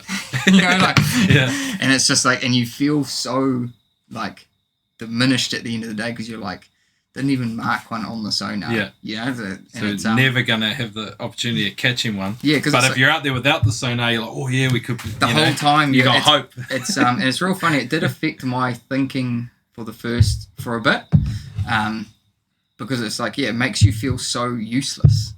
Yeah. Because it's like you literally have to run it over. Yeah. And you hear all these guys' stories about how they have great days and there's a pack of boats working a patch of fish and they come through first pass and raise one and have the greatest boat because they raised it on the first pass. But like in all reality, the fish, they've just found the area where the fish are because the boats have found them and they've run the fish over. Yeah.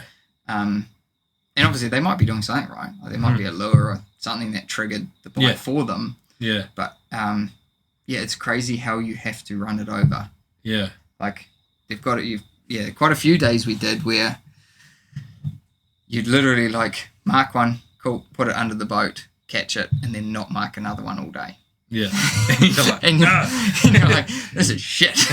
You're like, can we just go home? Yeah. But it definitely changes your style of fishing. Yeah, it changed my thinking there for a little while, and then it makes me feel way. It's real funny. It made me feel worse about marlin fishing for a bit in my own boat because I had the opportunity to fish on a premium sport fisher with a sonar. So it's like, obviously, I'm going to take that road.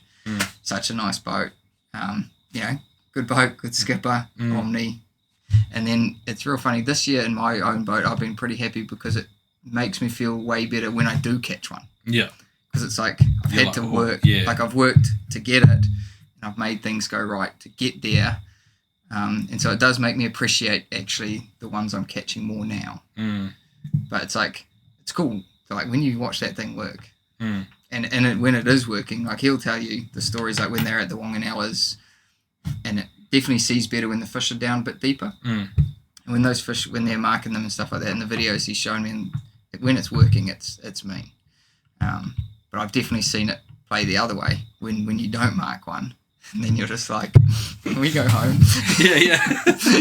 I don't really even want to be here anymore, please. Because like I think about that in the style that I fish, and I'm like, oh man, it would ruin my train of thought and thinking because I go somewhere and I start to put the pieces of the puzzle together on what I see. Yeah. So if I get somewhere and I'm like, oh shit, marking bait, the water's really nice here, caught a fish here in the past. Some birds or whatever, or fuck, a boat's just hooked one. I've got confidence in this area now. But if I've got an Omni and I turn up there and that guy's caught one and then I cruise and there's around. There's nothing around there, then I'm like, This does play on my mind. Then I'm like, oh fuck, I'm probably going to leave that spot. And just start searching. You do. Yeah. I definitely feel like the Omni But then I'm like, how many times have I done that where I've turned up to a spot like that and the fish actually weren't there yet? Yeah, and I've stayed there all day or whatever, whatever the factor is. But then all of a sudden the tide change or something, and then the fish move into the area, and then you have an afternoon of afternoons. Like I've had that a bunch of times. I think the Omni can lend itself to the wandering. Yeah, because that's your bonus. Like if you're off a tide change or something like that, and you're like, I can just wander for the next 3 hours, and I've got so much chance in finding one. Yeah. It can lend to wandering a bit, but like most of the time, once you can just work a bigger area. Yeah, because you got to remember you got 350 each way. Yeah, so it's like a fucking big area. Yeah, but man, the hate on that thing at the moment, holy, got banned in all the Tutukaka comps. Yeah, they're not happy about it.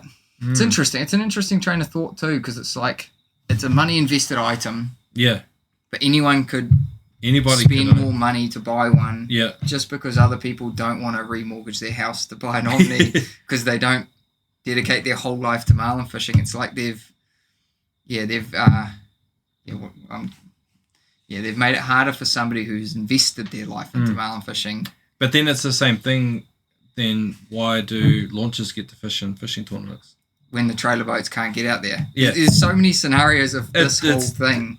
Happening in different elements, and it's all different, and it's like, and the sonar's not like it is. And but they'll say, "Well, it's not my fault. I got a nice boat." Yeah, and it's like the sonar's not easy to run. It's not hard to run. Yeah, but it's also you still have to use it. Like it's not like it's not like you're down. It's not a magnet. It doesn't make marlin come to your boat. No, and it's like, and we do have days when we're marking them and putting them under the boat, and they don't come up. Yeah. Like there is, like that does happen too. Or they're not marlin, and you spend all day chasing sunfish around. Yeah.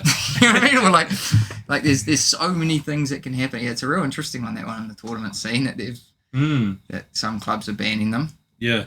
It's obviously in the Kubota. You fishing that? No. Nah. Not I'm in this fishing league. that, but they haven't banned it in that, and I think that's like sonar boats have placed now, but it's like they're not blowing the rest of the competition out of the water. And like Thomas Maxwell said that, he's like, if the top 3 boats for 3 years in a row were all sonar boats, there would be reason to.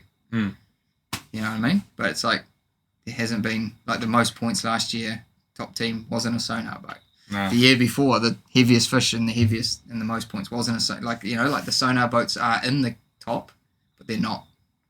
No, they're not consistently. They're not just deleting everyone, because you've still got to catch them. Like, you know what I mean? Like, you've still got to catch them. Like, yeah, even just raising the marlin doesn't mean that it's real. Yeah. Just raising the marlin doesn't, like Hayden last Kubota raised a bunch of blue marlin during the Kubota, still didn't catch them.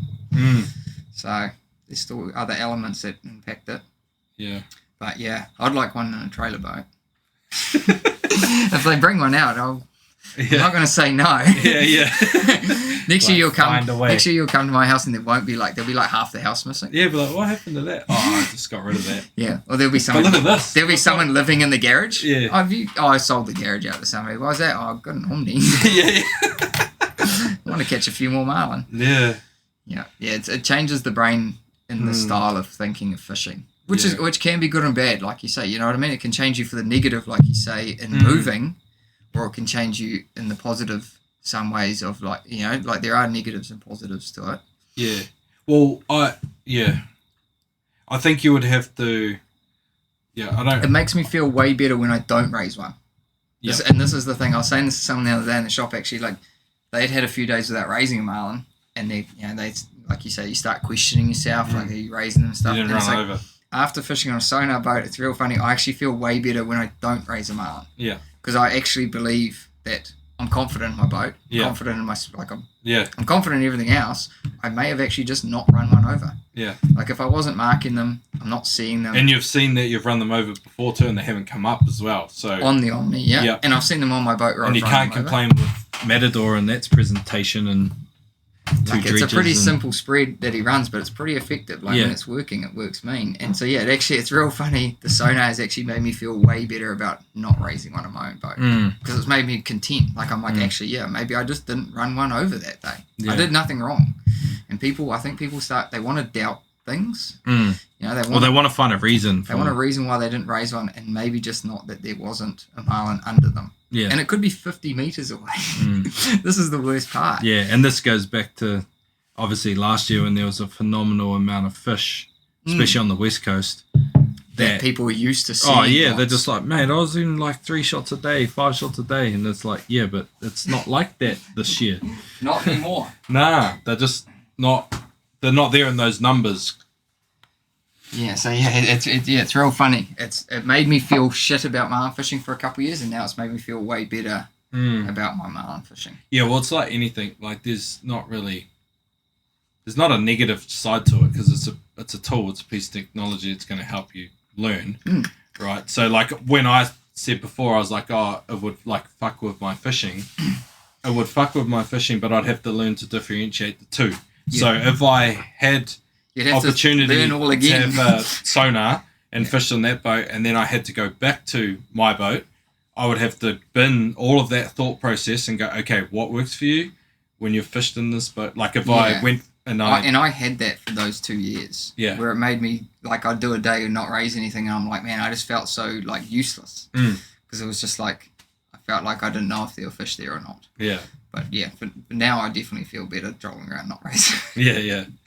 But luckily, there's been fish around this year. It's been good. Yeah, I've been pretty consistent this year. So hopefully that continues. Not a lot of fish, but I'll change that. Been ticking away at them.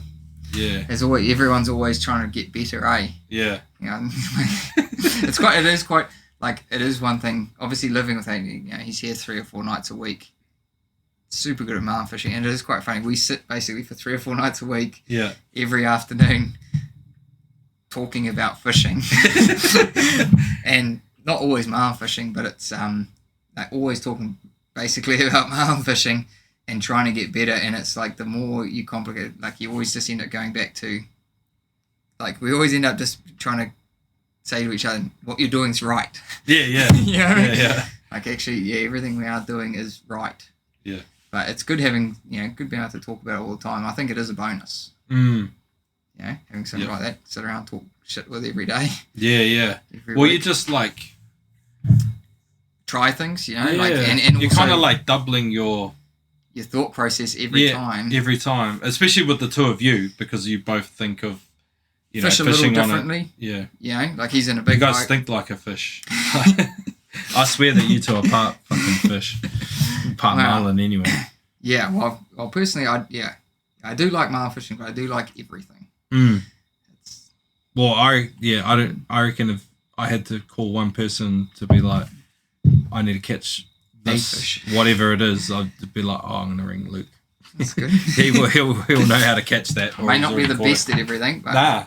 I try and do everything. I find, like personally, man, I do find in fishing everything overlaps. Yeah. Every fishing I do like correlates with the other fishing I do. And I think it make like that's what more people need to understand and realize. I reckon is break out of just doing one. I don't know how people do one style of fishing for their whole life. Yeah. I like because I get bored doing that. But it's like you can always take things from other aspects of fishing to help what you're doing. Things will always teach you. Like like case in point with the marlin, like not moving, you can compare it to like going to your favorite kingy spot. The fish don't, like we have kingy rocks that we stick bait that only feed on like an hour of the tide at a time of the day. And it's like, imagine if I put that into marlin fishing. Yeah. Where if I knew a marlin spot Yeah. that in November the fish only ate at 2 hours of this tide in the morning. Yeah. Like there's places I fish every year at the same time, at the same tide. Yeah. Get good kingies on. Don't fish them for the whole rest of the year because I don't catch anything on them. Yeah. And then took that to marlin fishing. Yeah. Like there's so many other forms of fishing that you can get so disciplined in. Find so many reasons why. But because marlin fishing, it's kind of like, it's so much harder because they can be so spread out that it's so much harder to like lock in the confidence in those things. Yeah. Like it's like, because there's a rock there, I know the kingies will be there. Yeah. So then I'm so persistent on it. But because the marlin could be anywhere, I'm doubting myself at all times. Yeah. About what I've noticed with that though, especially you build a library like on your plotter where you've caught fish and stuff like that, and then you become friends with different people, your friends get into it and they start catching, and then all of a sudden you're sharing this information.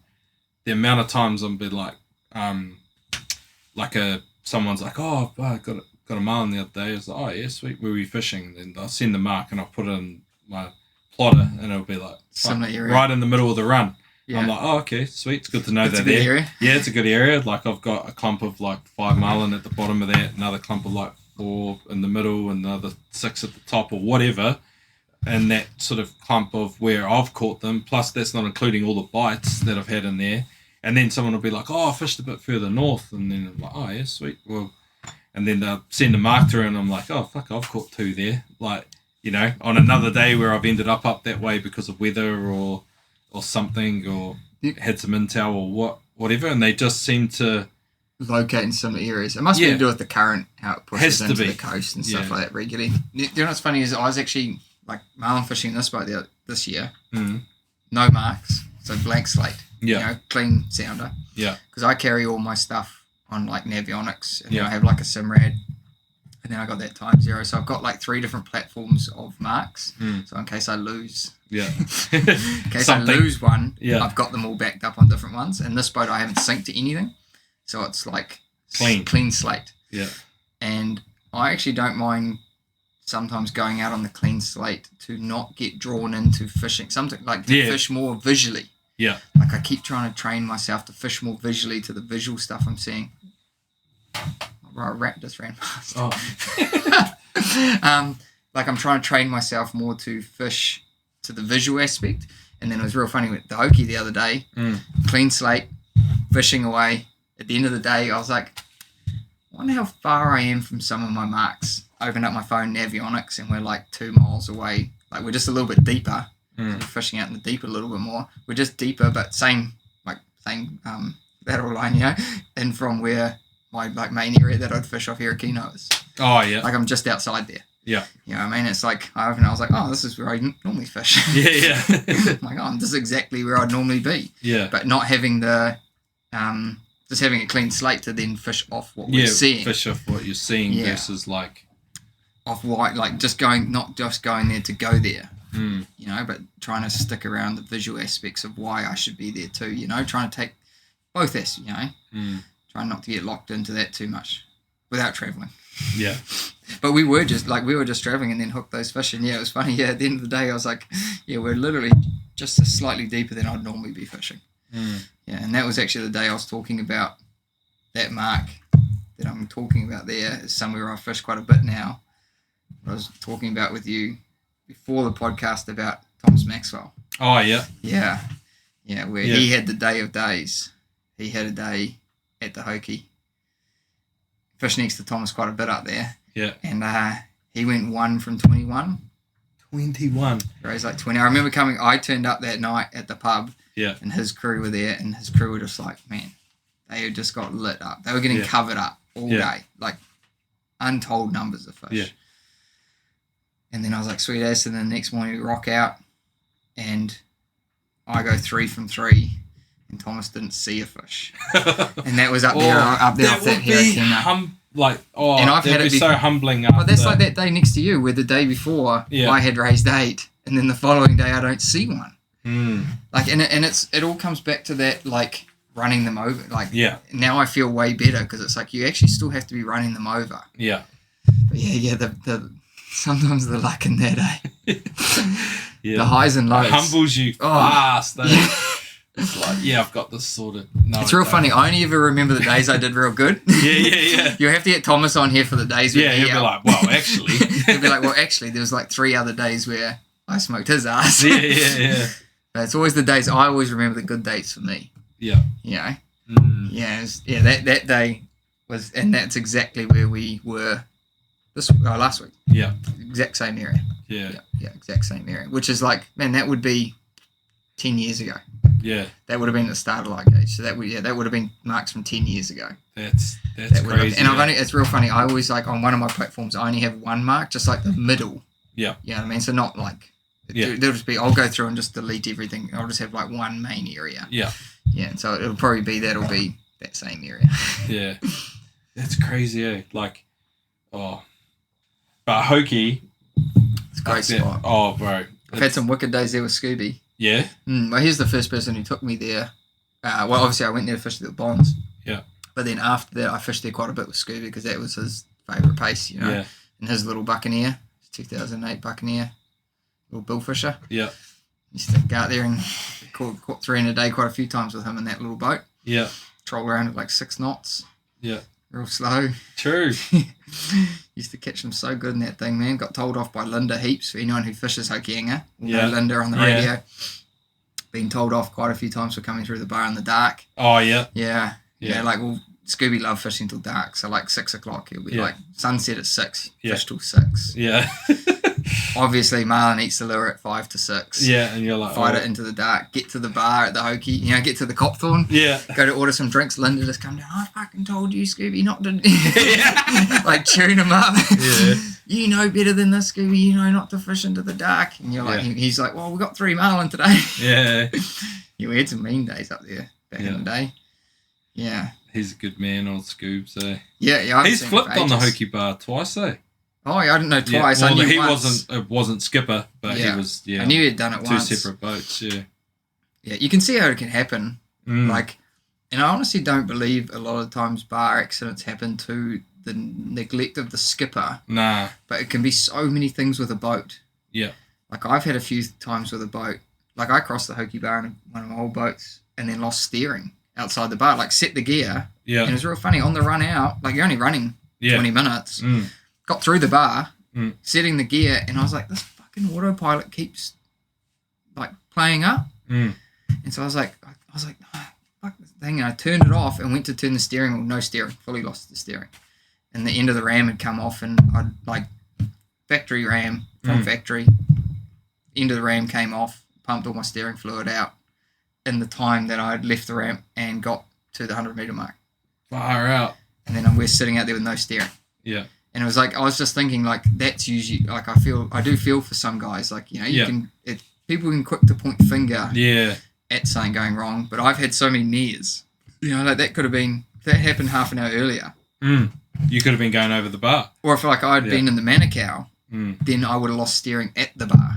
Yeah. You know what I mean? Because it would have been the long enough. Oh, yeah. You know, just because it's the Hoki, we launched, Yeah. got over the bar so quickly Yeah. that this fluid hadn't got pumped out, because I had a power steering. Oh, yeah. So the power steering was just pumping it out. Like Yeah. every time I turned the wheel, it was just pumping the fluid out. And I was thinking, if I'd been at the Manukau and ran for half an hour, I probably would have lost steering on the bar and could have been one of those cases, you know. And then we ended up putting ropes around the motor and just steered it back to the bar. Yeah. And then Coast Guard pulled us through. It was but it is a gnarly bar. Yeah. I've been through the jump with them a few times. Oh, yeah. Yeah, back when the jump used to be a thing. Yeah. Never had any issues. Never had any issues in there? Never had any issues, nah. What's, like, because I've never obviously seen, because the jump doesn't exist anymore, right? Not that I know of. Yeah. Like it used to come out by the heads on the left-hand side. Kafia, I think. Yeah. Yeah, you just used to hug the rocks. Yeah. And like the waves would break right there. They would break before you. Yeah. But then not until the rocks. And so there was like a channel that you could run in, and you'd kind of get out you'd get out to the back break without going over any waves. Yeah. And then there was just like 2 or 3 waves to get over right. Yeah, as you come around that left-hand side there, and that's why they call it the jump, because you're just getting over those last 2 waves. Yeah. Compared to like running it up the guts, where you've got waves the whole time, you know. Yeah, I used to go through there heaps when it was big. Yeah. When you say big, what's the sort of swell that you're going out in? One day we did it at 2.3. Ooh. Yeah, I remember that day. Hoki would look humongous on a 2.3. Because we'd caught 3 the day before, and Yeah. the swell had come up, and Scoobs was like, "Oh, we'll just go have a look at it." Yeah. And we went out to have a look. We went through the jump and got out, and to be fair, man, it was like just timed it really nicely. Like you know, like you watch people beach launching and just wait for a set to come through in the hole and then pop through the jump, and like it wasn't like a hard crossing. Yeah. Yeah, I'd say if you ran up the guts, you would not got through 100%. Yeah. You know, but I wouldn't do that. Like as a skipper, I haven't been through it that big. Yeah. Scooby was good though. Yeah, he was always good, even when he had one eye open. Yeah. Coming in one night, it was like real hard to see in the dark. Yeah. And it was me, him, and Hugo, and I'm trying to remember how it went, but it was like we came in, and I was like, man, it was hard to see coming in, and I was like, I said something about one eye or something. He was like, oh, did you see me close one eye? And I was like, came through on one eye. He's like, yeah, I was really struggling to see coming in. I was like, man, you could have asked one of us to drive.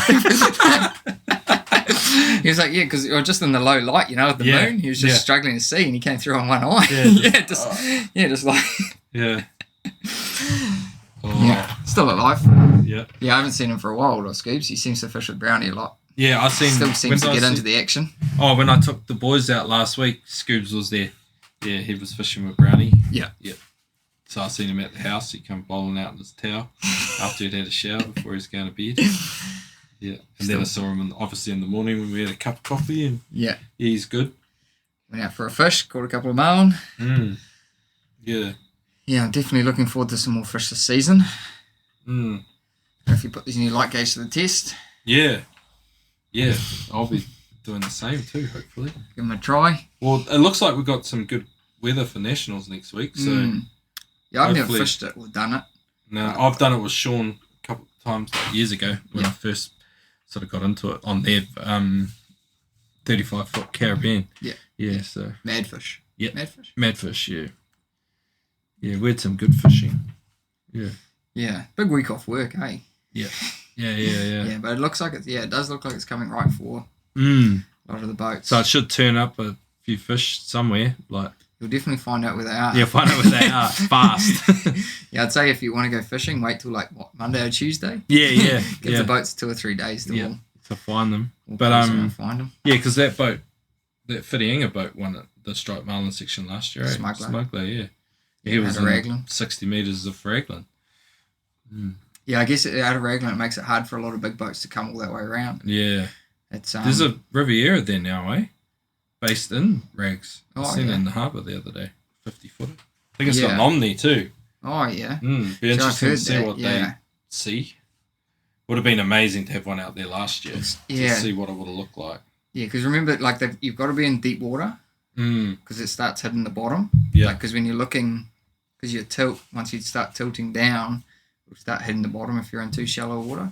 So, like, I reckon up off the Hoki, like, especially in that one, like, we're in that 150, 200 metres the other day. Yeah. Like that 170 average. I think once you're out in that deep, it reads a bit better. Yeah. You'll be able to look further. Yeah. Because it won't be hitting the bottom. Like because the end of your beam will start hitting the bottom. Yeah. So yeah, that deeper water might be a little bit better, but I'd say this Nationals, a lot of boats will be coming around the top. Yeah. Fishing their way down. Well. Yeah. Well, they'll fish. Sounds like there's a lot of fish off like. Yeah. There's a lot of fish out in that there, eh? Yeah, I'd say there'll be a lot of boats. We'll either try the Kings or a few turning up at the Kings. But I've only done a little bit of fishing up there. I haven't done a huge amount. The Kings? Yeah, the actual King Bank. I've been past it more times than I've fished it. Oh, yeah. Yeah, on the way. Yeah, I think I fished the King Bank for Marlin like 3 times. Oh, yeah. Yeah, but I've been past it 9 You don't times. do it solo with your dog like Hugo? Nah, I did fish it with Hugo in his boat. Oh, yeah. Yeah, we did the full day trip. We're not for Marlin fishing, for Kingies. Yeah. Oh, yeah. Did the full, like, all on him, not, like, this is not me. This was, like, I remember he called me out one day and was like, do you want to go to the Kings tomorrow?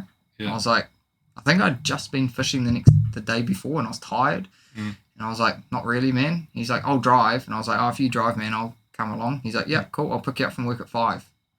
And literally, like, he pulled past with his boat and car, picked me up, stopped by my house to pick up fishing gear, and then we actually drove to Whanganella, caught live baits at the wharf, put them in the boat, drove to Tapurapura, put the boat in at Tapurapura the next morning, and went to the Kings for the day, fished the Kings for the day, came back, put the boat back on trade, and we were back in Auckland that night. Far out. What a mission. He did that with Woody. Callum Wood? Oh, yeah. You know my mate Woody? He's got the boat Driftwood. He's he goes to Anglers Escape. Yeah. Yeah, they stay in the end room down by the where the marquee was last year. I'm not in the. Oh, you're not in the I'm too late. Yeah, I'm too late to the party. But yeah, they did that one day, and he like hit me up. He's like, bro, do you want to come fish? The Kings. Yeah, and Mini Chiefy. I was like, bro, no. He's like, nah, it'll be mint. Like the weather's fucking sweet. mean. I was like, bro, not a chance. I'm glad I've done it. Like, to do the day trip. Yeah. Hectic. But yeah, it's a big piece of water to cross, you know? Yeah. Oh, I was like, bro. And he's like, nah, it's mint. You'll be sweet. I was like, until it's not.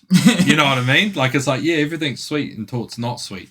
It's pretty. And that's a piece of water I don't fishing. want to be in when it's not sweet. No, it was real. And they had Glamour Day. It was like we had a glamour crossing to the Kings. Yeah.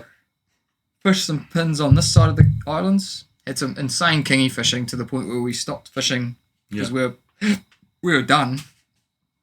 Caught like nice fish up to 30 kilos. I think, like from memory, I think we got one over 30 kilos and like 12 fish between 20 and 30 kilos. You know, like we're between two of us. Like, that's us. Yeah. And then we went through the Kings to go to a bass spot, and we took a hiding, like 7 knots through the islands. Yeah. Like the current going through there, we just took a pasting. Caught a big bass. Hugo got a big bass on the jig, and we were basically like, tick. Yeah. Like, cool. And then we bashed our way back through and then had the glamour ride all the way back to but it was like, I definitely saw the current at the islands and was like, yeah, you don't want to. Don't want to be here. You don't want to be there at the wrong time, for sure. Yeah. It was, but yeah, cool to do. It was hectic. Like, left here at 5 p.m, drove up there and then back in Auckland before midnight the following night. What a mission. Yeah. The 620 Senator. Yeah. It was real funny too because when we hit the beach, we rocked up onto the beach and we went to launch into the creek, but it was low tide and like to be fair, we just went to check to see if we could launch in the creek. And it was like, nah, it was low tide, so we went to drive around the point, and like, you must have this happen, but it was like we went to drive around the point and we didn't get stuck because we pulled ourselves out, but we bogged down into the sand going around the point, and then there was 2 cars with jet skis behind us, and they followed us thinking we knew what we were doing. Oh, yeah. So they saw us like pull out of the river and thought, Yeah. they are going to where we should launch. Yeah. And they get bogged behind us, and it happened to be people I knew. Like Oh. yeah, like it was like this dude I know, mate of mine, Buzz. And it was just like hopped out of the car, and it was just like, it was Andrew from that jet ski. And it was just like, oh, we know you. Like, Yeah. both people from Auckland stuck on a beach at 5 o'clock in the morning in the top of New Zealand. And what were they up to? Just Fishing up the top going there. fishing, Yeah, yeah. going out fishing up the top there on the top Far coast. out. And it was funny, because then we pulled our boat out, then we pulled them out, and we all launched and got everything sorted. And it was just real funny. It's just like 5 o'clock in the morning in June, middle of winter, top of New Zealand, and you like get stuck, and then the people behind you are people you deal with. Yeah, every day of the people week. you know. Yeah, people you know. You're like, out. what the hell are you doing here? Of all places, eh? All places it could be. Yeah, hectic trip. But yeah, he also did that trip out there, Marlin fishing, got that wahoo That's right. Yeah, you could have. wahoo up there. Yeah. Yeah, His it's dog. with his dog. Yeah. With Diesel. Yeah. Mm. These are still alive and ticking, eh? Yeah. Yeah. Yeah, looking a bit old. Must be hard for him, like, going away. Well, Yeah. he's been gone for a long time, but Been like, gone for a long him time. and Diesel are boys. Yeah, that was a very well trained husky, that dog. It was the best trained husky I've ever seen. Yeah, I actually haven't seen Hugo since he got back. No, because he's back at the moment, eh? Yeah, I've been bloody busy. So, working sucks. Doesn't, for everyone out there, Luke is not always fishing. Yeah. Luke is sometimes working. Yeah, but he's successful when he goes fishing, so it looks like he's always It looks fishing. like that. And we only post when we catch ace swings. Yeah. So you only post when you actually catch something. So, Yeah. So it's like, you catch every day you go out. You just don't see any photos of nothing to catch. yeah, it's been a little bit, yeah, with the new wholesale, not the new wholesale business, but the wholesale business kicking off a bit more around the country and stuff like that. We've made a dedicated push to make it a bit bigger. Yeah. In the last, we've got Kaz Otsubo, who runs Ocean Legacy. Yep. He's our on the road rep, so we've got a full on the road rep now in that business, and yeah, it's definitely a lot busier than it was. Yeah. Which then having the 2 businesses has made it a little bit more harder to actually. It's just harder doing the day missions. Yeah. You know? Yeah. Like going to the Hokie for the day was easy.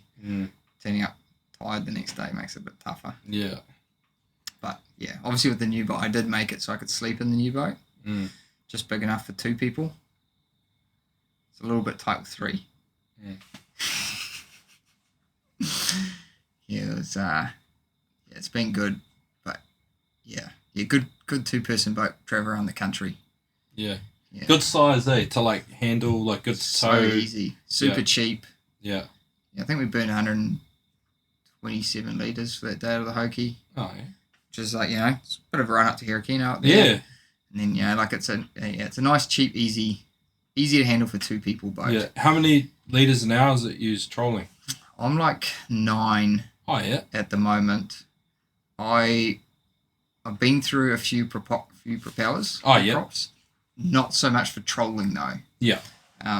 Like I do, as you know, like I did stop marlin fishing there for a while and did heaps of sword fishing. So I did prop the boat for like long running. Yeah.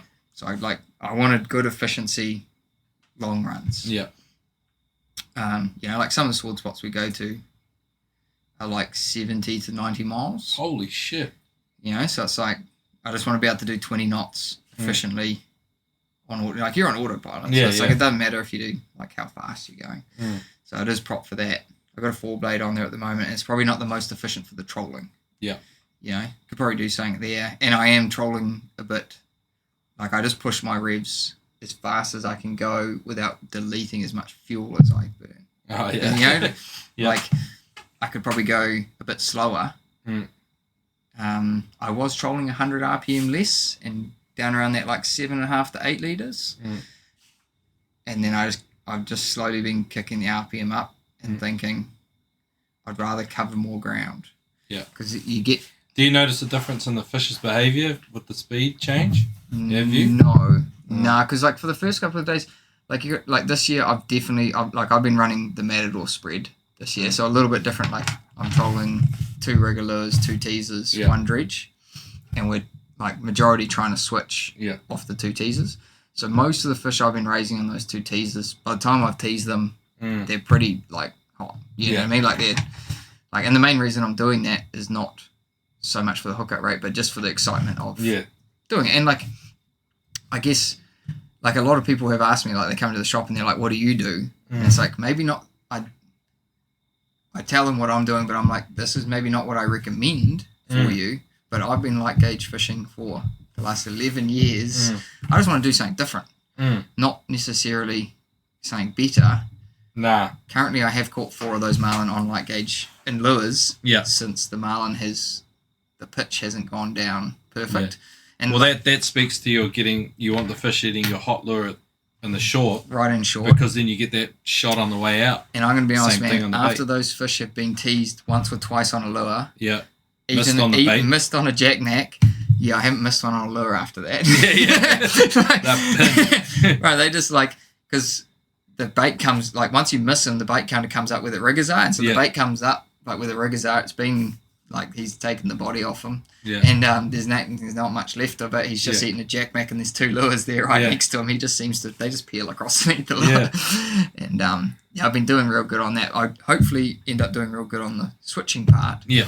But I couldn't tell you because like even if they come up slow on the teaser, by the time he's at my second wave, he's had the teaser quite a few times. And, like he's generally getting a bit fired up. Well, and you're creating speed and momentum out of your teaser by pulling it away anyway, so that's triggering his behaviour. Yeah, and one thing me and Hayden talk about heaps is like speed. I like going fast. He likes going fast. Like we all want to go as fast as possible, and a lot of people will put it down to like lure action and stuff like that. But just like simple maths, 12-hour day marlin fishing. He does 8 knots. I do 7 knots. That's 12 nautical miles. Yeah. 12 nautical miles puts in 12 nautical miles he could have gone over a fish. Yeah. You know, and that's what plays in the back of my mind. And then if you're doing a 1.5 mile run, you've done 10 more passes. You've done 10 more passes than the other guy. Yeah. And that marlin might have come through on one of those 10 passes. Yeah, yeah. And so like that's playing in the back of my mind the whole time. I'm thinking I'm not too worried about like the RPM and like the noise sounds good, the lures run good. I could go way faster in my boat. So I'm just going as fast as I possibly can without deleting copious amounts of petroleum. You know what I mean? So it's... Well, my boat hits a limit before it'll start planing. Yeah. So like I'm like right on that edge. Yeah, and that's what I mean. So like at 22 RPM, well, I'm doing 2200 RPM, doing about 7 knots average, good 7 knots, burning 9 liters an hour. But it's like as soon as I hit that next 100 RPM, it just like the fuel goes through the roof because the boat really, like the arse really like kicks in. Yeah. Because it's wanting to get to that push point. It out. Yeah. Yeah. And so I'm literally just trying to go as fast as I can to try in the mindset of I want to cover as much ground as I can. When fishing with scoobs back in the day, we used to do 6 knots in that little bill fisher. Yeah. And we used to fish the undertaker, like we used to fish 2 undertakers. Yeah. Short corner, short rigger. They were his best lures. We used to fish a Lumo and a black and green. Yeah. And it's real funny. I remember fishing for like back in the day, fishing that boat slow, 6 knots. Used to get bit real good on the undertakers. And then it's funny because now that we've gone bluefin fishing, and with the bluefin fishing, I like doing 6 knots. I like to slow down. And then the best lure is the undertaker. Like it's like that lure loves that slow speed. Yeah. That like it loves it. If it's rough, it can like you can still run that lure at the slow speed in the rough. It can handle the variations. Like you know what I mean? Like it's there are lures that will run better behind boats at speeds. And it's real funny after fishing with Scooby, and that was like we used to run 2 of them, and then you go bluefin fishing, and it turns out our best lure bluefin fishing is an undertaker. Yeah. Because we're doing 6 knots. It's like, oh yeah, we used to do that 10 years ago. Yeah, yeah. It worked real good for the marlin fishing, but his boat just sat real good. Like that was like the efficient Yeah. good speed for that boat, you know. Yeah. And like we used to get heaps of fish on it. Didn't worry about too much covering ground. Yeah. But yeah, everything. But we had to change the lures, you know, like you Yeah. had to run stuff that ran good at that slower speed. Makes sense. And as you go faster too, like some lures won't hold in as good depending on the height that you're pulling them, etc. And the how rough it is and stuff like that. Yeah, so many intricates into it. Oh. So many things to make you question fishing. Yeah. So many things to take the confidence away from you. Yeah. To just Yeah. be confident and be happy with what you're pulling. And then you talk to somebody and you're like, oh, I never thought of it like that. And then you're down And another then it rabbit hole. changes your whole Yeah. And And then they invent a fucking Omni. Yeah, and then you're they put the Omni. But it's real important too, like not to get stuck. You know, like not to get stuck in fishing, like not to just to be content with something, to always be trying something new, like the light gauge. You know, like bringing out a new hook. It's not really a new hook, but just having something different. You know, continuously evolving. Yeah. You know, you don't want to get stuck in the mud. If there's technology, use it. If there's something better, use it. Same as dredges. You know, no one used to pull those. No. 15 years ago, there wouldn't be a dredge behind a boat. Now I wouldn't fish without one. Yeah. You know, and not in, you know, and for the simple fact of getting those fish riding behind the boat, you know. It's real funny. Yeah, like a lot of people ask me, like, question the dredge, and it is something. Yeah, I'd happily just fish a dredge and rod. Yeah. You know, over 5 lures. Yeah, 100%. Yeah. Well, that goes to that, you know, like that photo of that presentation, like, you know, like a lure going past and... Just you think 5 single lures going past compared to like this big bait ball, some big splashy teasers, very nice and visual for them, and then just presenting something nice and easy. Yeah, the fish aren't super smart, luckily for us. Yeah, they eat pieces of resin and plastic. Rubber. It's 7 knots. Yeah, luckily for us, they're not super smart, but we want to act like prey on that. Yeah. But then they make us super dumb in the same process. Yep. Yeah. Yeah, because they don't eat a lure one day, and then next minutes for the next week, you're wondering why you didn't get a bite. You must be like at work. You must be like a guidance counselor as well, eh? Like mental skills coach, like all of it. Yeah. We have Especially quite a when few it comes sessions. It's real funny. Fucking fishing. We do have a few days where it's like there'll be like a Thursday afternoon, and there'll be a couple of the boys in there. They haven't caught a marlin for like a couple of days, and we'll just be all sitting around drinking a beer. It's like a counselling session. Like we're all sitting here. Sorry, bro, I still believe in you. Customer will walk in. They'll be like, I'll be like, oh, how you doing? Like, don't worry us, mate. We're just I'm just counselling the boys, you know, like, do you want a beer, mate? Like, have you raised the marlin recently? It's okay. Yeah. We're here to help. If you haven't raised the marlin, bro, just grab a beer and pull up a seat. Yeah, Hi, my sit name's around and Dwayne, talk. and I haven't raised the marlin for 3 days. Everyone claps. Yeah. Hi, Dwayne. Yes. Yeah, we have that quite a bit, eh? And it's like, it's real funny. We do take the piss out of each other quite a bit. Like in my circle, we do, like, you know, somebody doesn't raise a marlin, it's like, you're shit, boat, and the electrolysis call. Yeah, I might have said that to you before, electrolysis. Like straight away, electrolysis. And it's sometimes we do have to sit back and be like, oh, it's all good, man. We will. It's nothing actually is wrong. We're just taking the piss out of you. Yeah. The old electrolysis call gets thrown. Don't raise a marlin for a day. Electrolysis. Yeah, boat's fucked. Yeah. Sell the boat, mate. Yeah, sell it, get it rewired. No, that's it. It's a lemon. You would be shocked at the counselling sessions per week. Oh. Just, and it's just confidence. Yeah. And it can just be confidence. And it's funny too, because like I've got some customers that will bring their lures in just to get them re-rigged, just to get back to square one. And they'll just bring the gear in, and actually they're not doubting their own rigging or anything like that, but they actually just want to go over it all and go back to square one. Like, they bring the rods and reels in, check everything. Yep, everything's all good. Bring the lures in, re-rig them, and they just want to like clean slate almost. Clean slate, yeah. Just be like, okay, fuck, I can get rid of all that other shit. I don't have anything to worry about again. I've had multiple eyes look over my gear. Everything is good. Yeah. Now I've just got to go back to finding a marlin. Spend more time finding a marlin than worrying about everything else. Yeah, I might charge for counselling sessions now. Yeah. Consultancy. Yeah. Oh, yeah. You could create a good business on that. Just helping people. Yeah. Just believe in themselves. Yeah, and all you'd have to do is like a few people for it to like them to feel good and it work, and then they just tell everyone, and you'll never be able to go fishing. Anyone listening that wants a counselling session, it's 24 line reads. Oh yeah. Yeah, that's the going rate. Oh sweet. Yeah. Cheap. Yeah. Fucking cheaper than a day's fuel. Yeah. 24 line reads. Yeah, heaps of the boys coming in. It's like 3 o'clock, bring a box of beers in. What's that for? I just want to sit here and drink piss. Yeah. And just make sure everything's okay. Yeah. Tell me how to catch a fish. Tell me it's okay. Tell me that I'm all right. And sometimes that's it. You know, some people don't have that network. And like, you know, that's where I guess clubs are real good. Yeah. Because they can go and talk to people. Yeah. You know, clubs, shops, all that kind of stuff, you know. Yeah, I suppose with the like change in how people buy and stuff now too, with like online and all that kind of stuff, that person-to-person interaction is less. But it's really interesting that so many people still really value it. Well, yeah. Well, you know, like... Yes. Yeah. Especially when you build a trusted, like, name in anything. Like, you want to go to that place because you want to be able to talk to that person and be like, okay, what can I learn from Luke today? Like, it's like, I need to get a new rod, but also just want to go pick Luke's brain. Like, you might get some little bit of... Yeah. Something. Bit of knowledge, you know? Yeah, there is something to be said about it, and unfortunately I have been doing quite a bit more work in the other areas, but still at the shop, ticking away.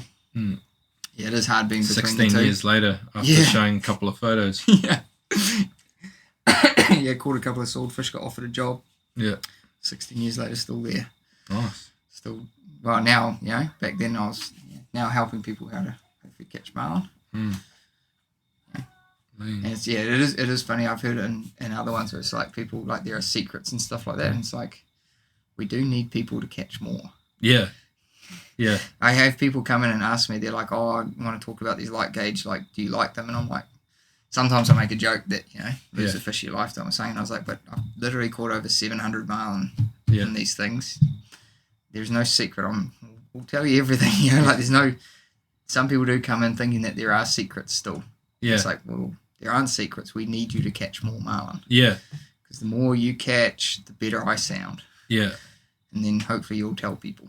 But it's the little hooks have come a long way. It's crazy, because it's like, why would people want to guard that? Like, you know, because you secret. I should have. The tournament wins. Oh yeah. I really should. Still crushing it. You could have retired from work. Been living off tournament wins. At the gantry, not showing anyone. What'd you catch that on? No. Can't show Waymaster only, mate. It's funny. It's selling the secret. And that system, you know, like we used to talk about the system so much. That system, same as what you run. It's like it's such an effective way of fishing. And obviously everything's electric now. Makes it so easy. Like just more efficient. And it's real interesting. I've had a few people buy dredges off me recently and electric, and I've talked them into electric. And back in the day, we used to be hand pull. You know, I was hand pull till probably like 4 or 5 years ago. I was the same. And it's real interesting. Back in the day, I used to have a lot of... I had it quite a few times where we'd hook one, look around, no other fish, slow down. Obviously, we have to pull the dredge last by hand. Mate's winding a lure, and as he's winding the lure, and marlin eat the lure. I had it happen twice that I'd like distinctively remember. And I've explained to people the main reason we want the dredge electric now is, one, for the convenience of clearing it. Like, it's so easy. Like, clear the dredge. You just press a button and it comes in. It's coming in. But 2, to stop, to make sure there's no other fish hidden. Because like the reason why we run teasers is so we can see the marlin. Like the negative to a dredge is you can't see the marlin on the dredge. And I actually I've had it on the Matador where we haven't pulled the dredge. Sonared one on that boat actually. Sonared one. I was upstairs with Hayden on the sonar. Sonared one. Standing at the rail waiting for it. Like put it on the down, waiting for it. Nothing.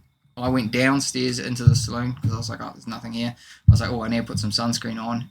Sat down on the couch, looked up, dorsal on the teaser. Switched him, caught him. I think we caught that one on a lure. Switched on a lure. Caught it.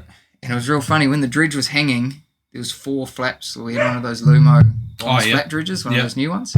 And this was before they were out. And there's 3 flaps missing off the bottom and 1 flap missing off the top. And this was like a minute and a half that he had obviously been in our spread eating flaps. Yeah. And we let him go. And I turned around and saw it. And I was like, oh, Hayden, we're missing all these flaps. I was like, we should have killed him and got our flaps back. He was obviously in there eating them. Yeah.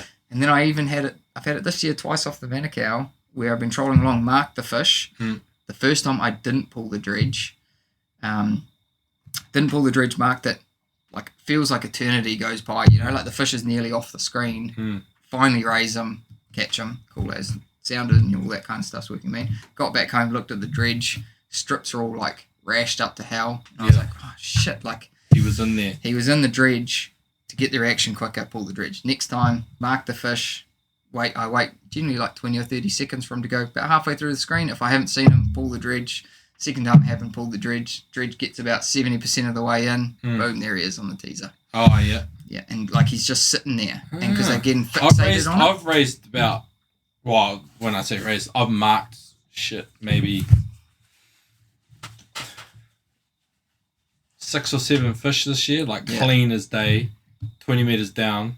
Not raised. 2 of them, like, line coming up, like, he's up, and never seen him. Right. So I'm like, he probably came into the dredge, fucked around with it, and then fucked off. So basically, maybe. Like, I'll give it like 20 or 30 seconds and then pull the dredge. But you can't do that with the hand pull.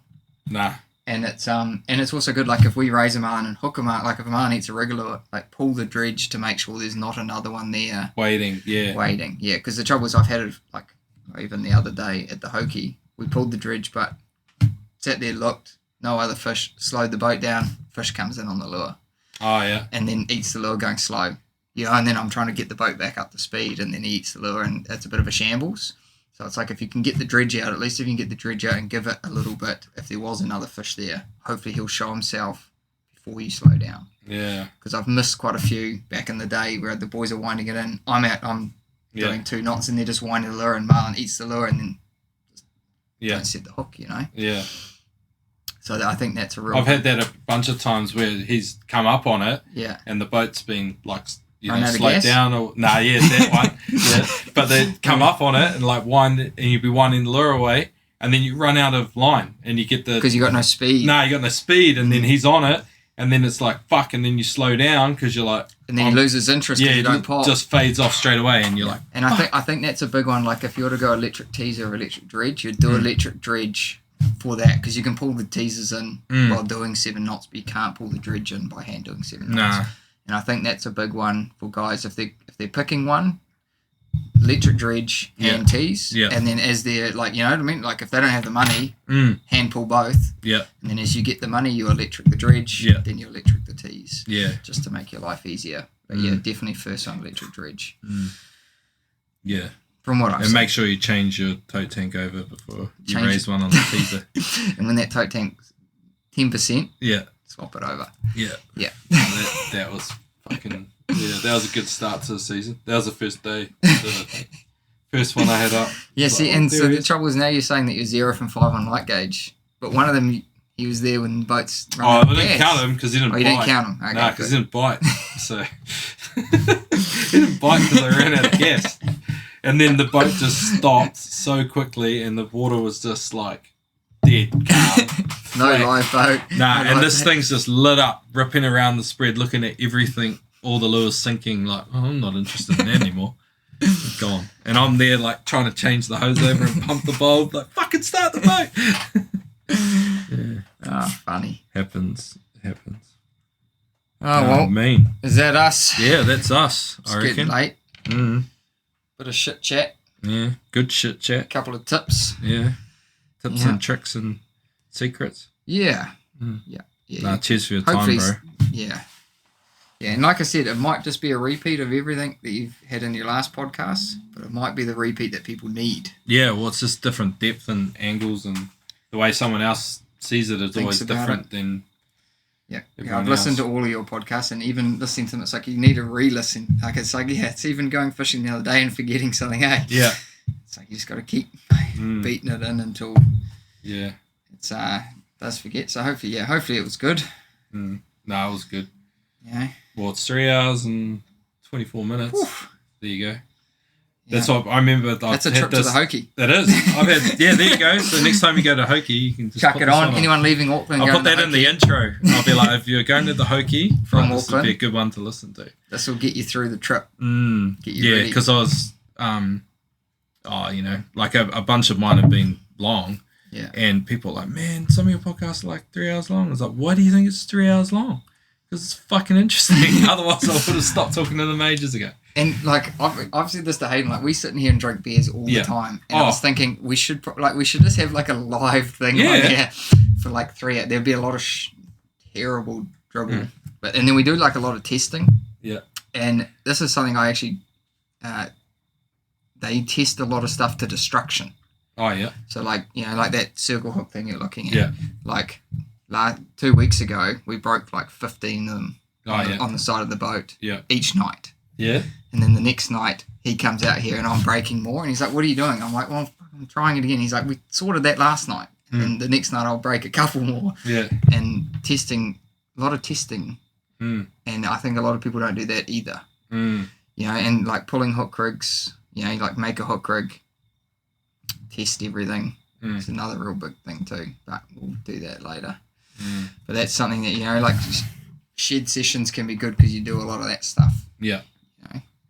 Yeah, I was thinking, we should probably have like a live running, just every night, just shit Marlin chat. You should have let's be like an OnlyFans, like Only Fish. You just tune in, there's like a live feed to Luke's shed, and every time you walk in here, you get a notification. It's like, oh, quick. Well, boys are in the shed they'll be rubbish, talking some shit. rigging something up. Yeah. No, sweet, all good bro. swings. No, I appreciate you coming up. Nah, thank you. And look forward to your testing of the new hooks. Yeah, as am I. Yeah, they'll be on the market shortly for everyone. Yep. So get ready. Mean. Cool, bro. Thank you. Yeah.